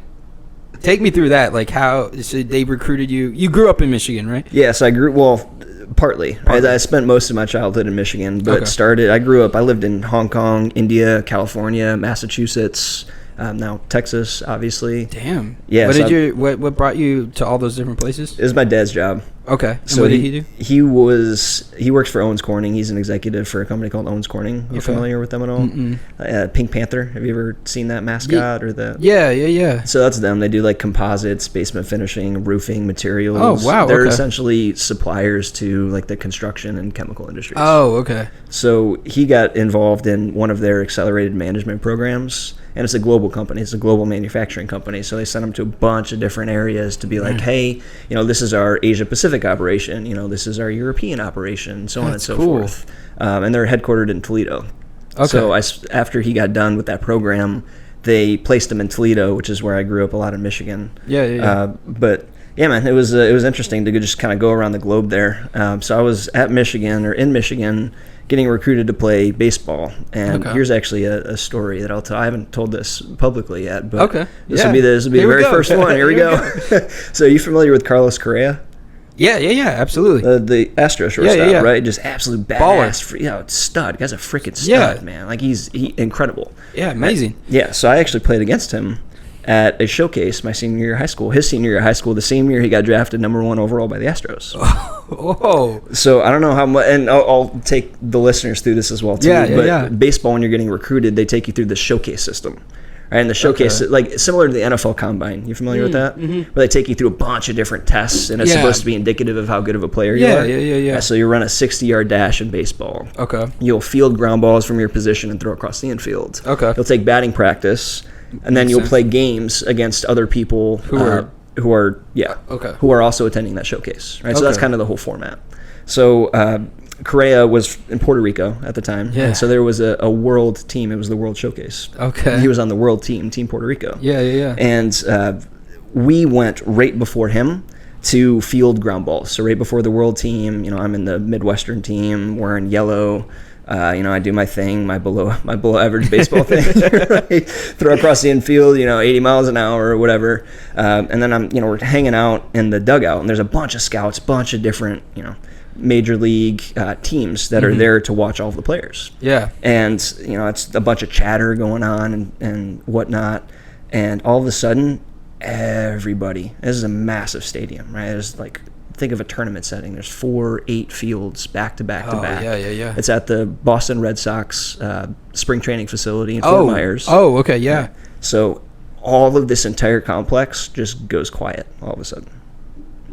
And I'm looking around, I'm trying to figure out, I'm going, what the hell's going on? Yeah. There's this tall, lanky kid at shortstop about to field ground balls. And there's a scout sitting next to me, and I go, like what's the deal? And he looks at me, and he goes, you don't know? I was like, no, I have no idea. He goes, this guy's the next Alex Rodriguez. So I'm going, okay, that's pretty cool. So I'm watching him field, and he fields this super smooth, right? Just incredible hands. Like, fields the ball, the ground ball, funnels it into his body, takes a couple crow hops just nonchalantly, and 97 miles an hour across the infield.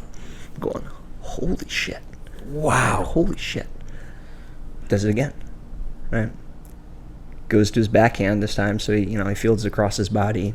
And in baseball, when you field the backhand, especially in a showcase setting, that's to show off your arm, right? You just freaking show that thing off. Yeah. Takes a couple crow hops, 100 miles an hour.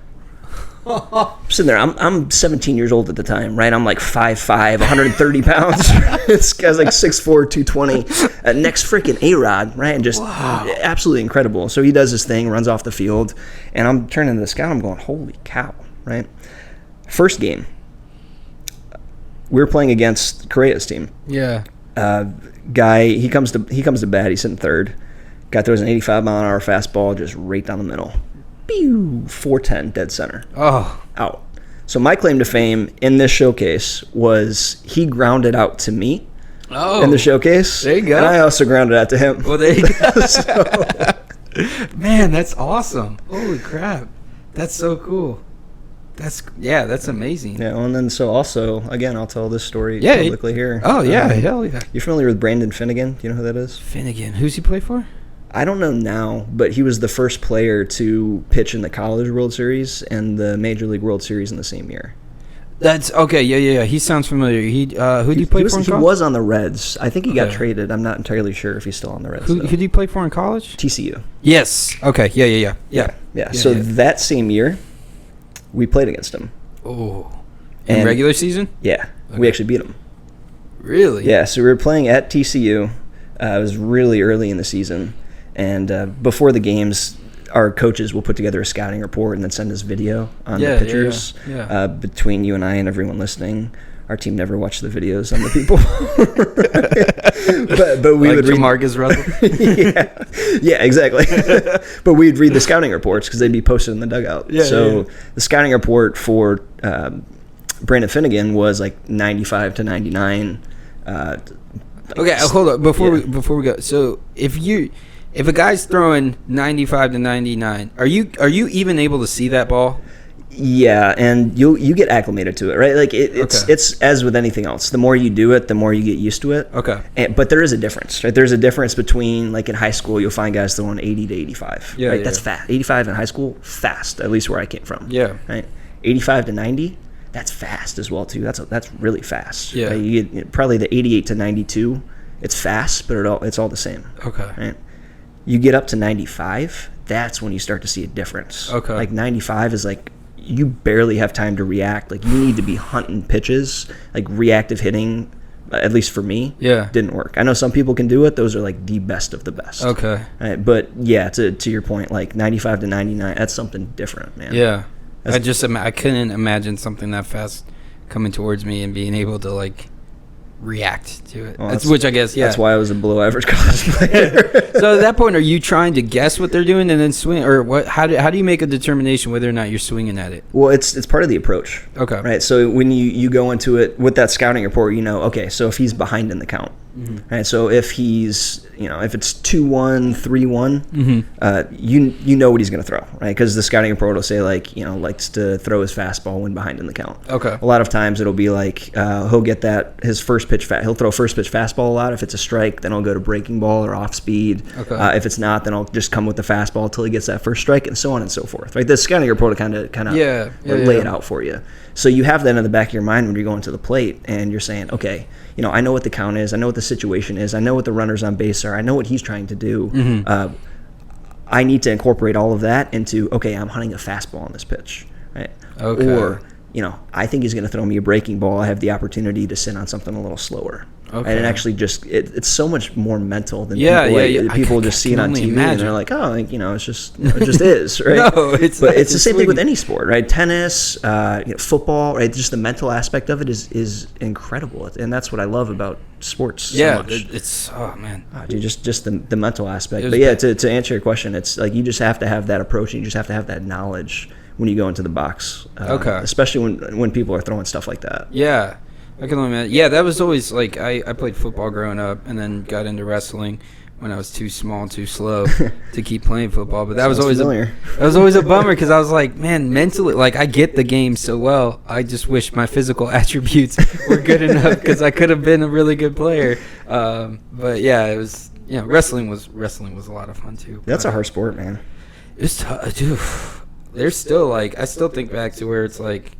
You would never think that a 2-minute round would gas you the way that it does, but you get through like you get into the third round of a tough match and you're just like you're dead. Oh, dude. And it's a tournament, you'd wrestle 5 of them in a day, and if it's a 2-day tournament, you have to make weight the next day and then wrestle 5 more matches. Oh, man, that's the crazy part about it too. Just making weight, right? Dude, I was super unhealthy with it. I was our 137-pound wrestler my senior year. And I started the year at 150 or 140, and then went to 145, went to 152, and I was super comfortable because I didn't weigh 152 even if I ate normally. So I got to just weigh in but I was at a disadvantage because I was smaller than everybody. So like. It was tougher. It was much tougher to wrestle at that weight. Yeah. And then in California, they you do this test in the beginning. They determine what the lowest you're allowed to wrestle at is, and at what point in the season you're allowed to wrestle at that weight. Meaning they take like your normal weight and they're like, hey, Your so if you body normally fat, weigh all 175, like you cannot wrestle lower than 150. Exactly. Okay. And then like in California, like halfway through the season, they bump up every weight class by 2 pounds. So like I would not have been allowed to wrestle at 135, but I was allowed to wrestle at 137 when that switch came. Yeah. Right. So when that switch came, they're like, okay, you can wrestle at 137 based on your like body fat percentage and everything like that. And so my coach was like, hey, Patrick's coming down from 160s to 152. Do you think that you can make 137? And at that point, I weighed like 149. Wow. And I was like, all right, let's do it, coach. And so I cut 12 pounds, and I was literally like, I would eat chicken and celery, and I would drink water, and then I would have a cup, like a Powerade bottle with me in class, and I would chew gum and spit all day long. And then I'd get out of practice. We'd practice in the heat, like we'd turn it up as high as we could. I'd wear like a sweatsuit, 5 layers, yeah. And then I'd immediately leave practice and go to the gym and sit in the sauna for 2 hours. Yep. And it was brutal. It was so much. I loved it. I still miss it. I miss the wrestling. It's like competitive aspect. Yeah. Yeah, I miss the wrestling part of it. I don't miss the weight cutting part of it. Of course not. But yeah, that was fun. But no, let's get back to baseball. Who cares about me as a high school wrestler? Let's talk about college baseball. No, I mean I'll finish the Brennan. Yeah, absolutely. So that same year he pitched in the College World Series and the Major League World Series, first ever person to do so. That's amazing. And we were playing against him at TCU. We see the scouting report in the dugout, the 95 to 99, and we see as we're reading the scouting report, this guy walk out to the mound, and he's walking out to, I think it was "Work" by A$AP Ferg. Like, that's a great song. Yeah, I love that song. Yeah, dude, it was awesome. And we're looking at this guy. He's this tiny kind of... So was this in Michigan? Or this is at TCU. This was at TCU. At TCU. Okay. So and, we're this northern school, right? College baseball, northern schools are brutal. Okay. Southern schools just win everything. Okay. So, nobody expected anything from us this game, like at all. Yeah. And he walks out to the mound, this kind of short... squat dude with looks like a beer belly.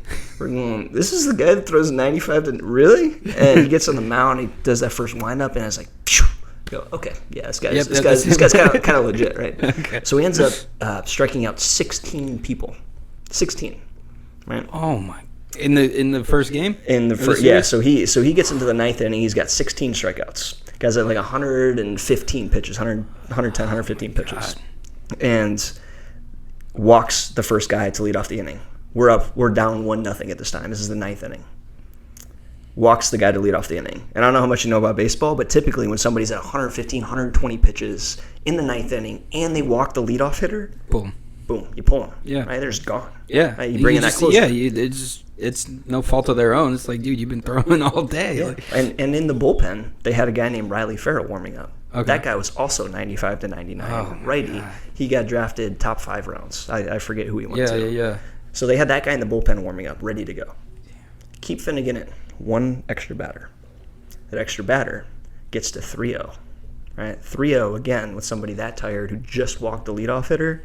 Typically give him the take sign. Yeah. Give him the take sign. Get on base. You got 2 guys on base, right? Yeah. Gap shot gets us ahead. Yeah. So what ends up happening is our coach gives him the green light. Finnegan lays this 95-mile-an-hour fastball right down the middle. Guy's name's Blaze Salter, 6'5", 260, just massive dude, just yoked dude. Puts it out to left center field. So we're up 2-1. Nice. Strikes out the next 3 guys, Finnegan does. And then goes back to the dugout. That's insane that coach kept him in after giving up a homer. Yeah. Wow. That's some confidence. Yeah, right? I mean, I guess he did strike out. Yeah. Man, I got to run to the bathroom here. Oh, yeah. It's just upstairs. Here, I'll pause it real quick. And we're back. All right, cool. So, man, that is...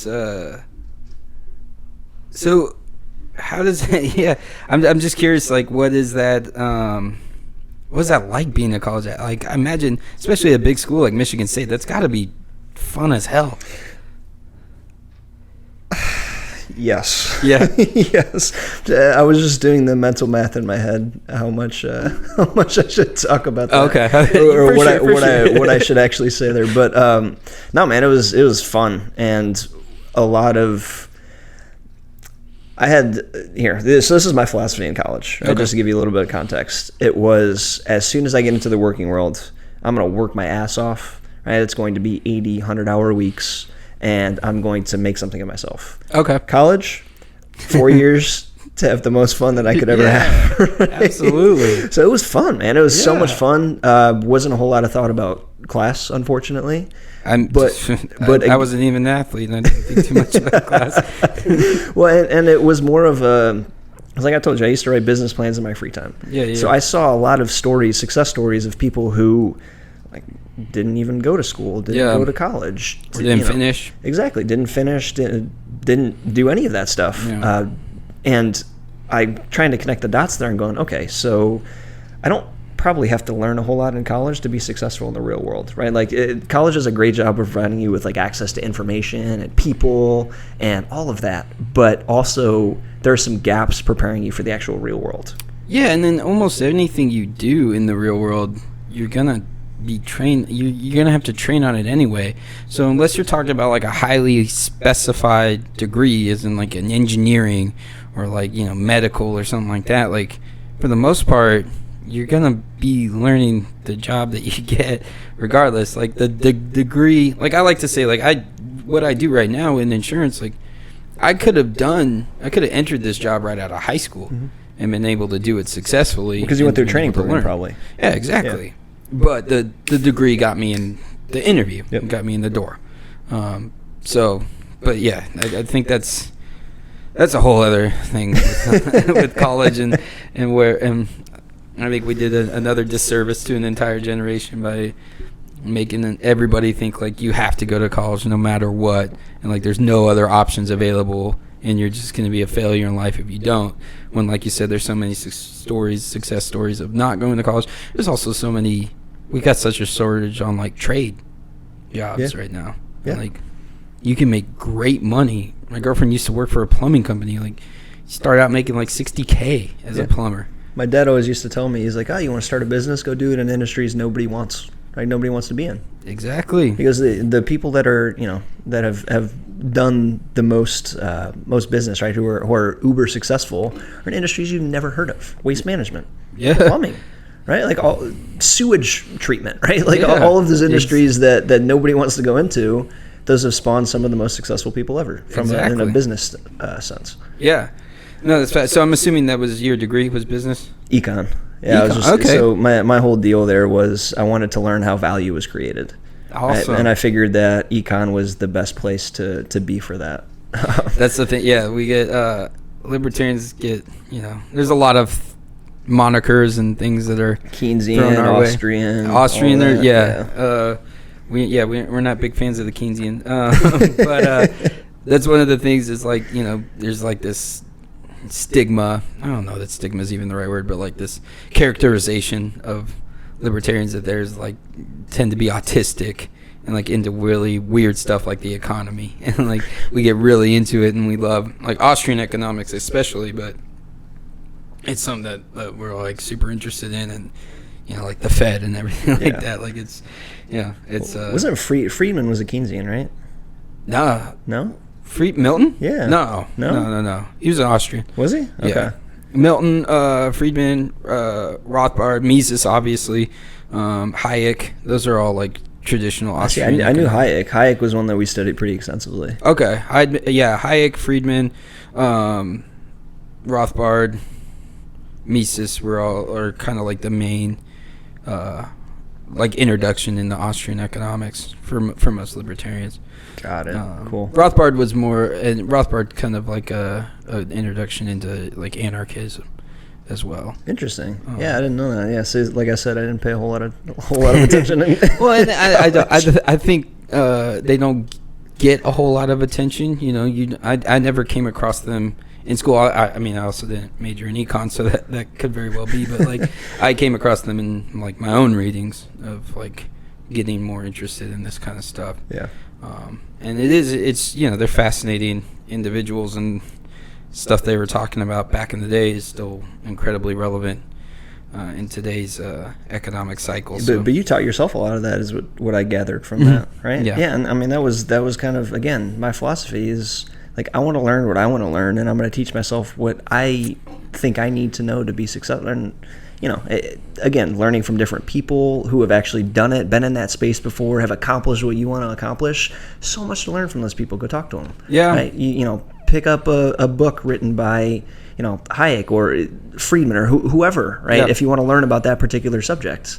And I don't know, man. I just, again, hesitate to think that college is a precursor for success in life, because there's Absolutely. so many different pathways to success, and also so many different definitions of success too. Well, and not only that, it's like, do you have to start from a point of being tens of thousands of dollars in debt as an adult?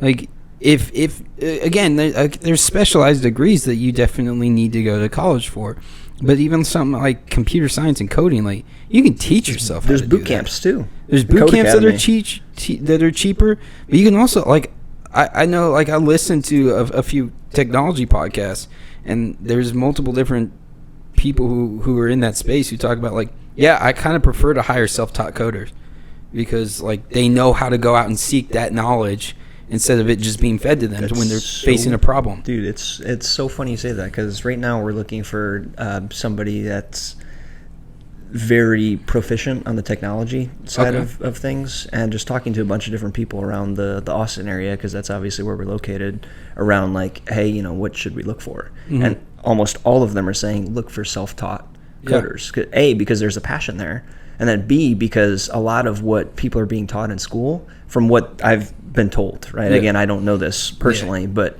is outdated. Yeah. And you have to know where to like look. Like I still like, I want to dabble into it more, but I've dabbled into a little bit of like teaching myself how to code, and I know a little bit about it.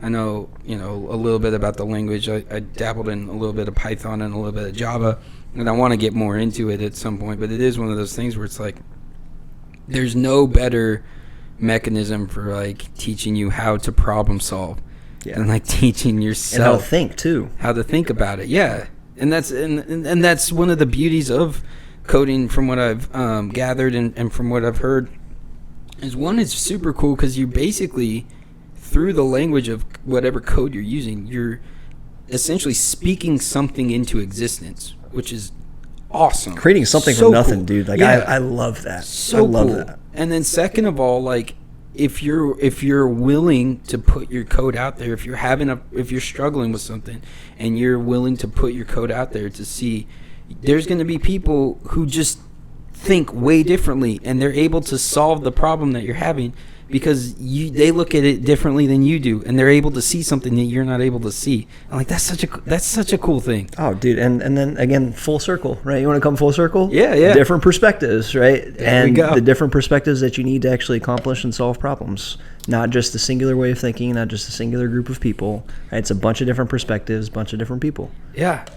Awesome. You're talking about like the open source stuff? Is that what you're talking about? Well, yeah, kind of. To a degree. If I know there's like GitHub and a few other places where you can, like, if you're having a problem, you can, like, hey, this is the code I've got, and this is what I'm trying to do with it. And that's kind of one of the things too why I want to, like, get into it more, as if I, again, like, I've got so much free time to be to be doing what I'm talking about. But because for me, I've always thought, like, hey, this would be kind of a cool app idea.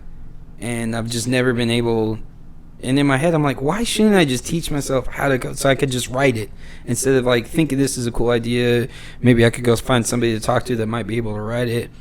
Like, why don't I just do it? Yeah. And learn how. So, like, that's something that's on my list as well, because it'd be a good side hustle too, just to be able to do some part-time coding and get paid for it. Yeah. Well, and that's one of my qualms, right? I was teasing my dad when I went back home a couple weeks ago, because I don't know if you grew up this way, but the way I grew up was like, okay, no TV, nothing. You can either read a book or go outside. And then when it was summertime, my parents would kick me out of the house, be like, hey, go find some way to amuse yourself for the next 9 hours until dinner.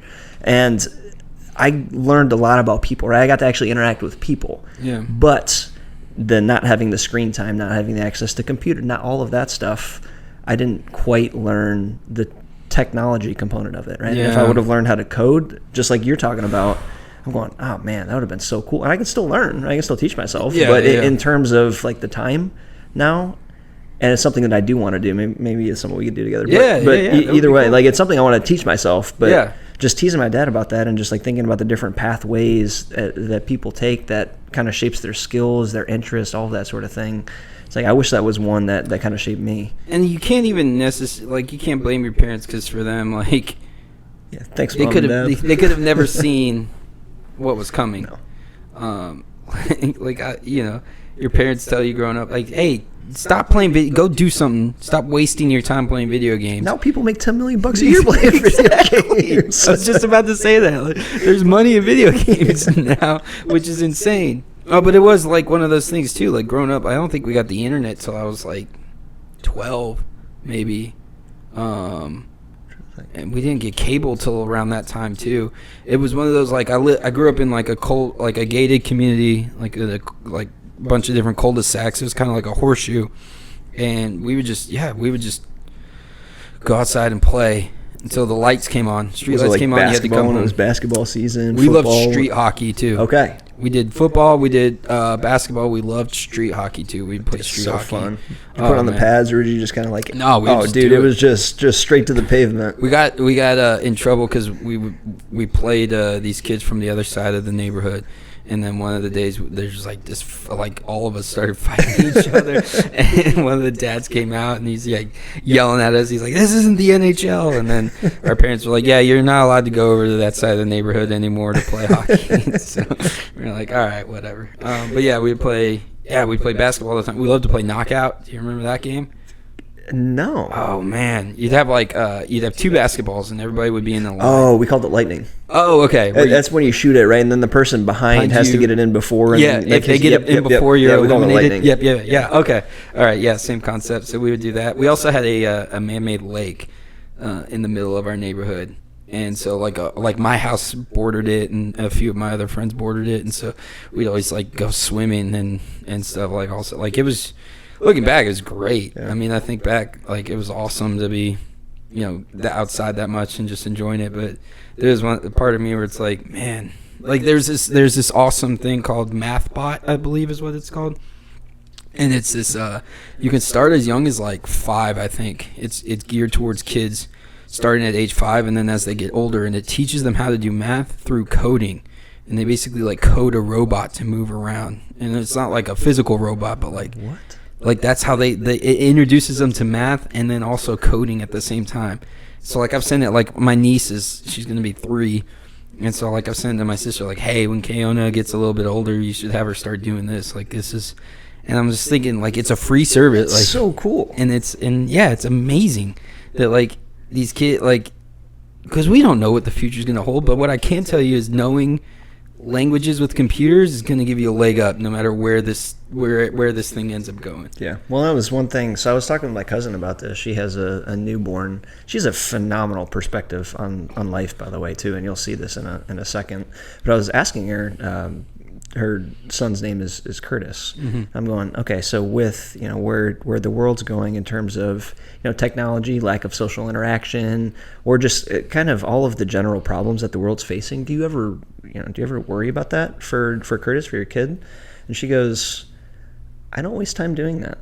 She's like, when he's at that point, sure, I might get worried about it, but I don't know what the future's going to hold. Yeah. You don't know what the future's going to hold. Nobody knows what the future's going to hold. So why would I waste time and mental power and cause myself anxiety to think about a potentially non-existent future? She's like, I'll deal with it when that time comes. Yeah, that's a great point.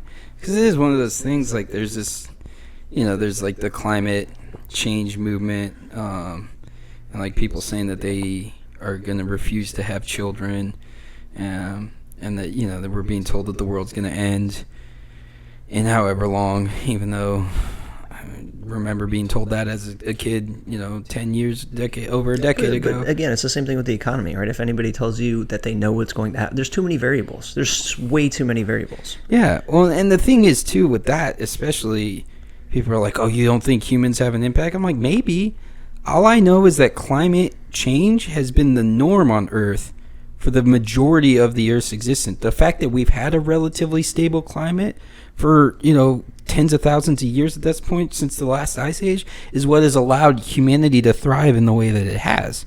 So if we want to start talking about ways to combat climate change and like creating technology to create a stable climate like all the time, then that's something I think we should be looking into. Or if you're willing to talk about nuclear energy, but if one of the first things you say is we're not doing nuclear energy, then you're not being serious about it, and we can't go further in this conversation because wind's never going to be there, and solar's not there yet. Too many restrictions, right? That's why you see a lot of the offshore wind farms, because you need a ton of land, and by the way, all of that land disrupts the ecosystems. Exactly. Which you see a lot of its and it's just not an effective, like solar can get there eventually, but it's not there yet, and nuclear is. Nuclear is amazing. So it's just kind of it's one of those. I don't even remember how we got to this point. Well, no, but that brings up a good point, right? I'm a huge believer in human innovation, right, and just the power of humanity to solve problems. Yeah, right. That's just kind of one of my formative views, which is probably why that's what we've done. Yeah, right. That's why I'm kind of probably doing what I'm doing. Right? Yeah, so, exactly. You're working on it right now. Yeah, but we've talked about this before too. There's a German startup. It's called Sierra Energy. Oh yes. That literally, so they just raised a $33 million Series A. For all you techies out there, and their value proposition is they turn landfill trash. So like, go to your garbage can right now, pull out whatever, like Back to the Future, right? You pour those banana peels and whatnot in there, and they literally can turn that into clean, renewable energy. It's incredible. But the guy cleaning up the Great Pacific Ocean garbage patch, so they say it's going to be half cleaned in the next 5 years. Yeah, I think so. Just like there's so many awesome things that are going on that actually work towards solving that problem. That goes back to my point around like people that pose problems without solutions. I have a big problem with. Yeah, because there are solutions out there. So let's figure out what those solutions are. Exactly, and we don't have to bankrupt ourselves as a country in order to do it either.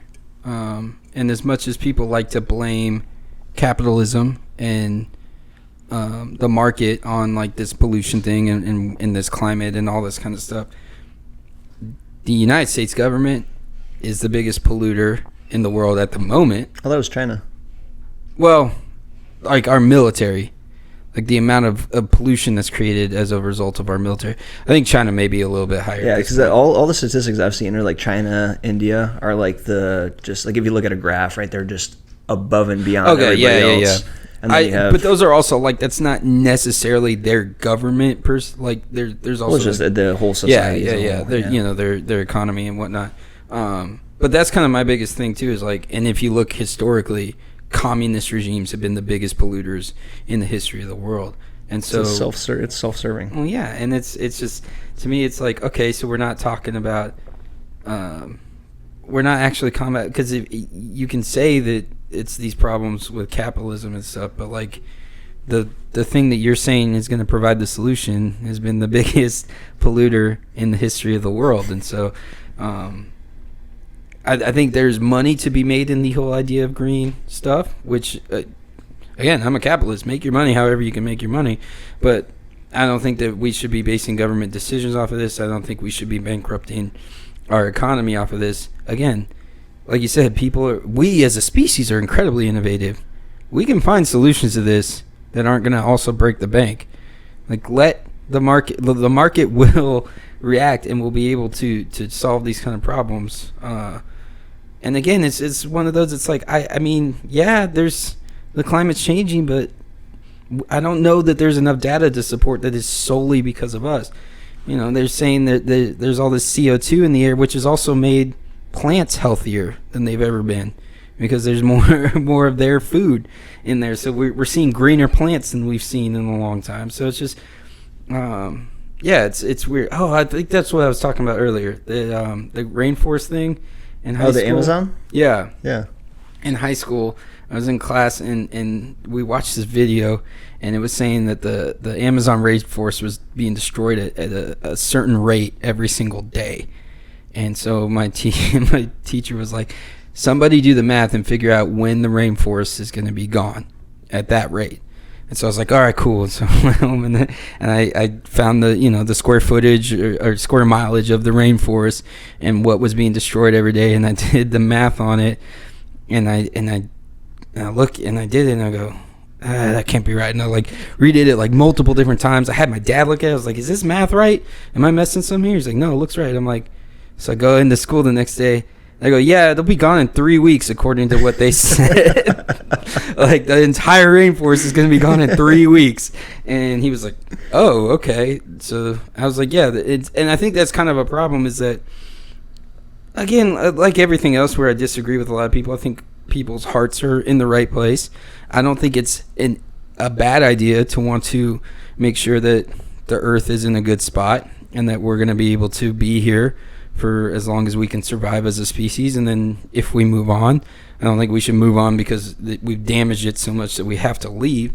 But I think there's insane exaggerations to the point where, you know, you've got children right now who are thinking that they're not going to be able to live their full lives. And I don't see that being a thing. Having lived through my own and having seen people talking about in the 80s that they were saying, you know, the world was going to be irrevocably damaged in 10 years. And now we're 30 years later, 40 years later almost. And it's just, I think there's a lot of doom and gloom that comes with it, which isn't necessarily indicative of what's actually going on. Right. Well, that's again part of what I was referring to earlier, right? Is it's not the world is ending, and it's not there's nothing happening. Yes, right? exactly. It's somewhere in the middle. Yeah. Right. So let's start with that as kind of the premise. And let's figure out, okay, so maybe the world's not going to end in 12 years, right? Yeah. World is not all okay. No. So let's work within that framework to figure out some sort of solution that works best for everybody. Yeah. Right? And that needs to start with the civil, rational discourse, again, focused on solving problems. So presenting solutions, talking about those solutions, as opposed to saying, hey, you guys are all the problem, and there's no solution presented. Yeah. Right, because that again, I'm gonna keep going back to that because that frustrates the hell out of me. Because how are you supposed to solve a problem if you don't even know where to start on a solution? And just talking about a problem, that's called complaining. Right? And it gets you a whole lot of nowhere. Yeah, and it is one of the things where a lot of the solutions that I'm seeing being presented are. There's a whole lot of money being talked about that can be thrown at this, but I think historically we've seen that when the government spends money on something, no matter how much is spent, they always need more, and we don't see the results from it as a result. Like, I cannot fathom why we need to spend 26 times more or more money than the next 26 nations combined on our military. We're talking. We hear daily how Russia is this huge threat, and it's this thing that we need to be concerned with, and they're meddling in our elections, and they're this threat to our democracy. You know how much they spend on their military every year? I have no idea. 60 million, 60. With a million with an M. M.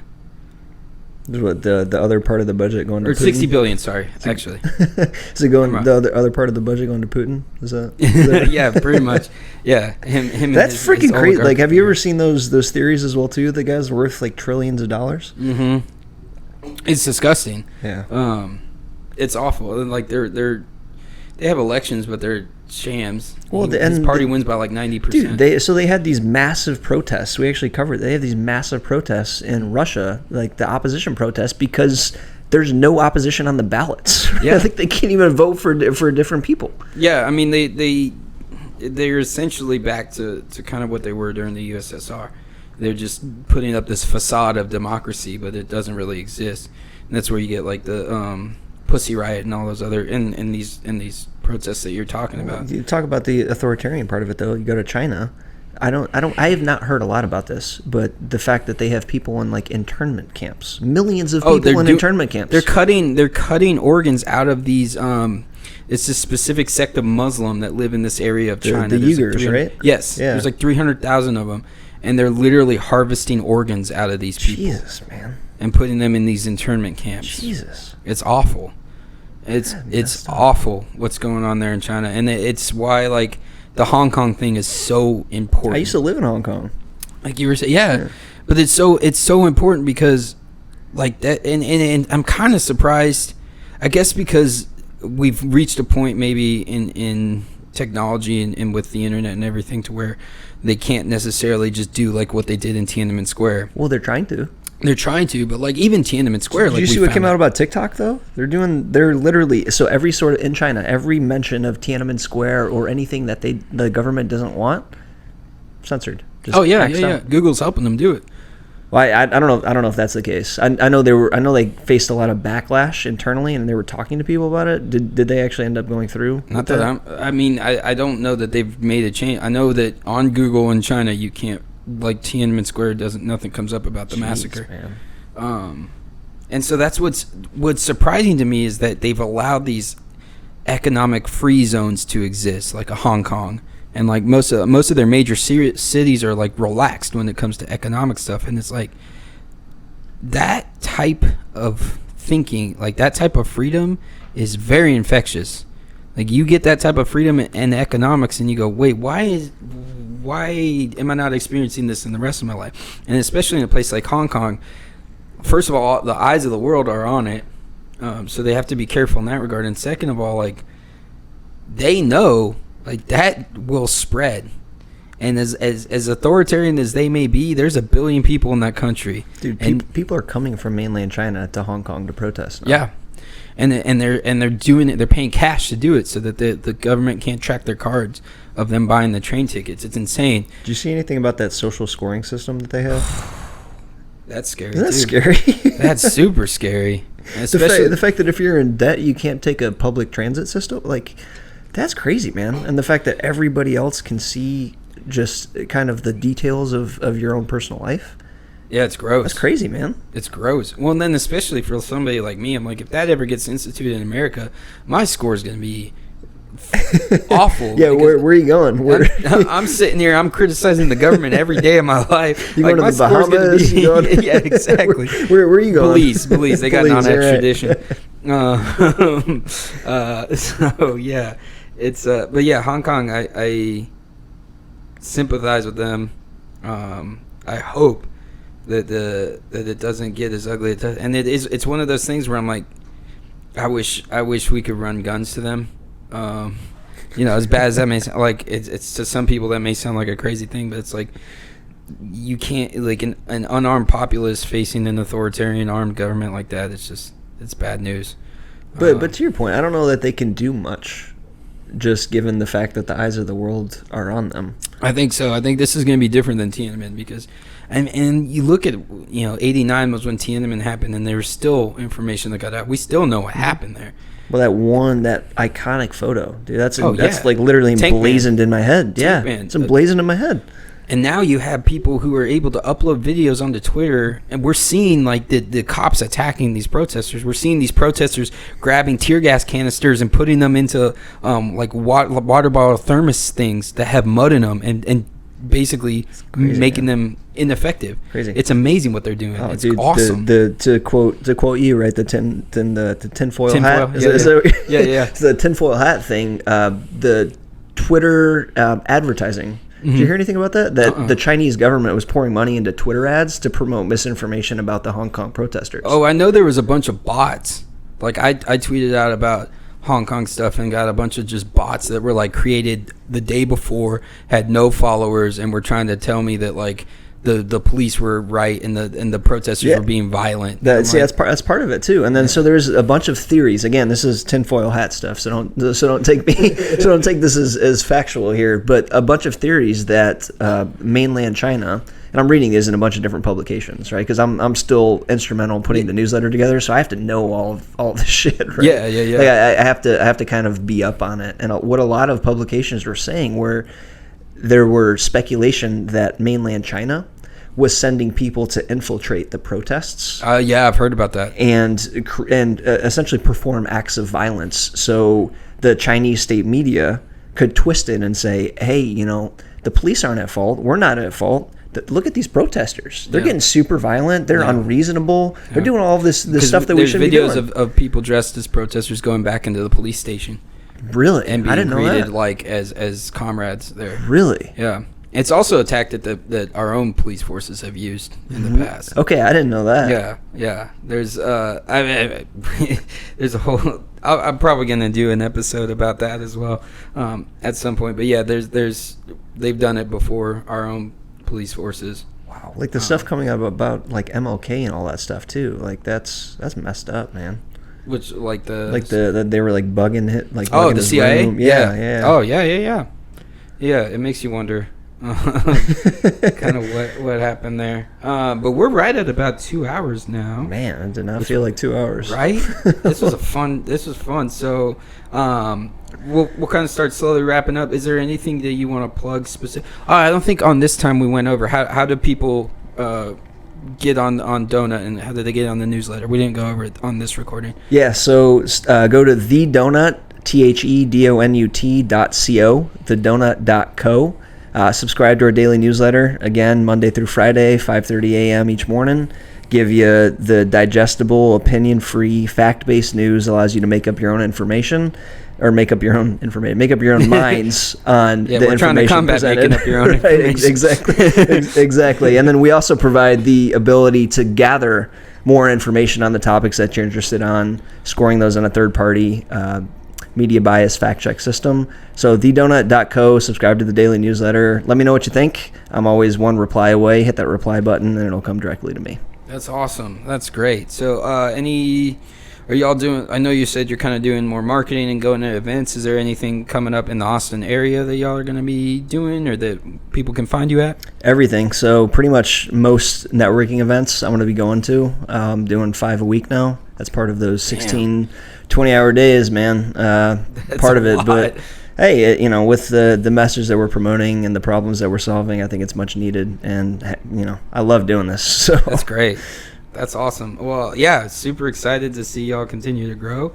And really appreciate you coming on. We'll have to do this again for sure. Cool. This is a fun. I know there's more stuff that we can dive into. Definitely. Oh man, we're just scratching the surface here. Yeah, definitely. You got to rep that shirt in the pop socket probably definitely. too. Yeah, Peter's giving me this awesome shirt. Donut kill my vibe. I love it. We like to think we're punny. Symbol. What's up? So we like to think we're punny. No, I love it. I think it's great. So I appreciate that very much. I'll definitely I'll rock that shirt around wherever I can. So and then where can people find you individually or personally on social media or anything like that? Yeah, so I try to stay away from social media, okay, but Instagram PJ Nowak 1. I think that would probably that's it. That's the only thing I go on anymore. Perfect. So, sounds good. That's awesome. But actually here, so the Donut Daily News. So Twitter, Instagram, Facebook, you can find us at Donut Daily News. Give us a follow. again, subscribe to the newsletter. Let me know what you think. I'll have to do that. I don't think I follow you all on that stuff yet, so I'll make sure to do that. So it's invigorating stuff. Perfect. Awesome. Sounds good. Well, thank you so much, Peter. I really appreciate it. And like I said, we'll get you back on soon enough. So again, thedonut.co for all y'all listening. Thank you very much for listening. You are all sovereign individuals, and so is my man Peter here. So we appreciate you coming out. Thanks again, Peter. Love it. Thank you, man. Appreciate you having me. This was fun. Absolutely. Y'all have a good one.